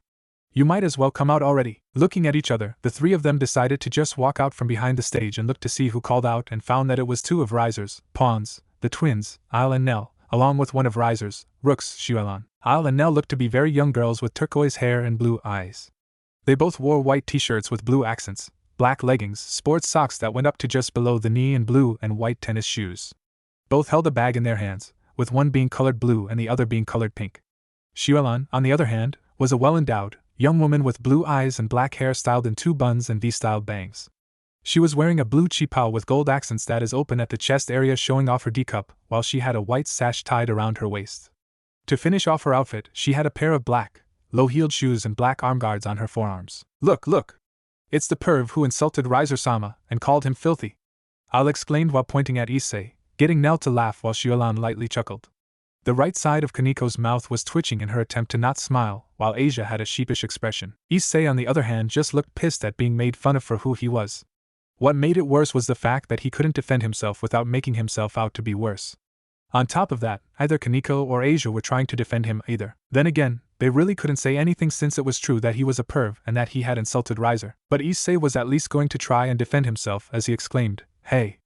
I may be a pervert but at least I don't go around trying to practically force myself on girls like he practically did on Asia-chan." Asia slightly flinched at the reminder but both also noticed how the girls seemed disgusted with Riser's actions and were surprised when Shuelan said, "Yes, we wish to apologize for that as Riser-sama is indeed not the best person, both in terms of personality and actions. We understand that his actions as of late have been inexcusable. Unfortunately, we are unable to say anything due to being low-class devils." Kaneko, Asia, and Issei nodded their heads in understanding. Kaneko because she had grown accustomed to the rules of devil society, while Asia and Issei were taught about how low-class devils were treated worse amongst other peerages due to being low-class. They knew that most high-class devils are cruel to their peerages or just don't care, with the Citri and Gremory families being some of the only families who treat their peerages like family. Asia replied, "It's okay, you shouldn't be the ones who apologize for your king's actions. Besides, I'm pretty sure that Virgil-kun would humiliate him if he ever tried anything towards me and the others." Kaneko and Issei smiled at Asia's kind nature, while they also knew that Naruto would most definitely humiliate Riser if the flaming chicken tried anything. Shuelan, Isle and Nell were all surprised at the former nun's words but smiled at knowing she didn't blame them for their king's actions. What's Virgil-san like? Isle asked while Nell then asked, yeah, what's he like? What's he like? Xiaolan then showed interest as she asked, I must admit, I am quite curious as well, what is Virgil-san like? Well, Kaneko began, before deadpanning, he's a slave driver. He acts cold towards people who cross him and shows no mercy towards those who hurt the ones he cares for. Kaneko then showed a soft smile as she said, however, despite how he acts, he is extremely kind and shows more mercy towards people. He has a soft, caring side that he hides behind all of that stoicism and coldness, and tends not to show it in the most obvious of ways. But he still does regardless of whatever he says. This surprised Xiaolan and the twins as they had seen Virgil's mannerisms and stoicism and were kinda scared when they first saw him. However, to find out that he had a softer side to himself made them very curious. Now that they had thought about it, when he first arrived, he could have hurt Mira much more than he did, but he simply knocked her out by sending a pulse of energy to send her into the wall. Wow, Xiaolan said with a shocked expression still on her face, now I'm very curious about this so-called softer side of Virgil-san. Looking at Al and Nell, Xiaolan asked, how about you girls? Al and Nell smiled as they both exclaimed, yeah. Xiaolan then looked back at the Gremory group and asked, do you know if Virgil-san is a high-class devil and is looking for a peerage? The Gremory group was confused by this, and they looked at each other before shrugging their shoulders as Asia answered, we're not sure if he is looking for prospective members for a peerage, but he has told us that he isn't a high-class yet. He is mid-class but simply needs to prove that he has the power, control, and strength to become a high-class. Xiaolan and the girls looked down at that, getting Asia to be curious. Why did you wish to know? Xiaolan then looked at the three and sighed before she said, the reason we're asking is that we wanted to see if he would like to take us on as his peerage members. This shocked the Gremory group, getting Kaneko to ask, why would you want to go with Virgil-kun? Xiaolan scoffed and said, I'm not sure if you've noticed, but the peerage doesn't like Riser-sama and we all found out that he manipulated us in some way when we originally met him. For example, these two lost their home and mother in a fire and Riser-sama had saved them and they joined his peerage. But we later found out that he had caused the fire just make himself out to be the hero since he had seen their mother's beauty and had originally wanted her but she refused. For Eubelina, she was once part of a noble family and was a part of an arranged marriage herself, but she was seduced by Riser and made to believe that he cared for her. She willingly left with him out of love only to find out that he only cared for her body and not for her as a person. Now she puts on a strong front, but I and the others in the peerage know that she is miserable. AN number 10. Kaneko, Asia, and Issei were stunned that even Riser's own peerage hated him, but after Xiaolan explained why then it made sense. If they had all been manipulated into joining Rias's peerage through a sad and traumatic event, or their feelings, they would hate her too. Asia had to wonder though, why were they telling them this? Asia began, getting everyone's attention, why are you telling this to us? Wouldn't it be better if you told the Satans about what's been happening? Xiaolan sighed as she said, while that is true, who's to say that they would even take the time to listen to us? Like I said, we're only low-class devils and it would turn into a game of the word of a bunch of low-class devils versus a high-class devil's word. If that ever happened, it would probably end up going in Riser-sama's favor before the rest of us are punished.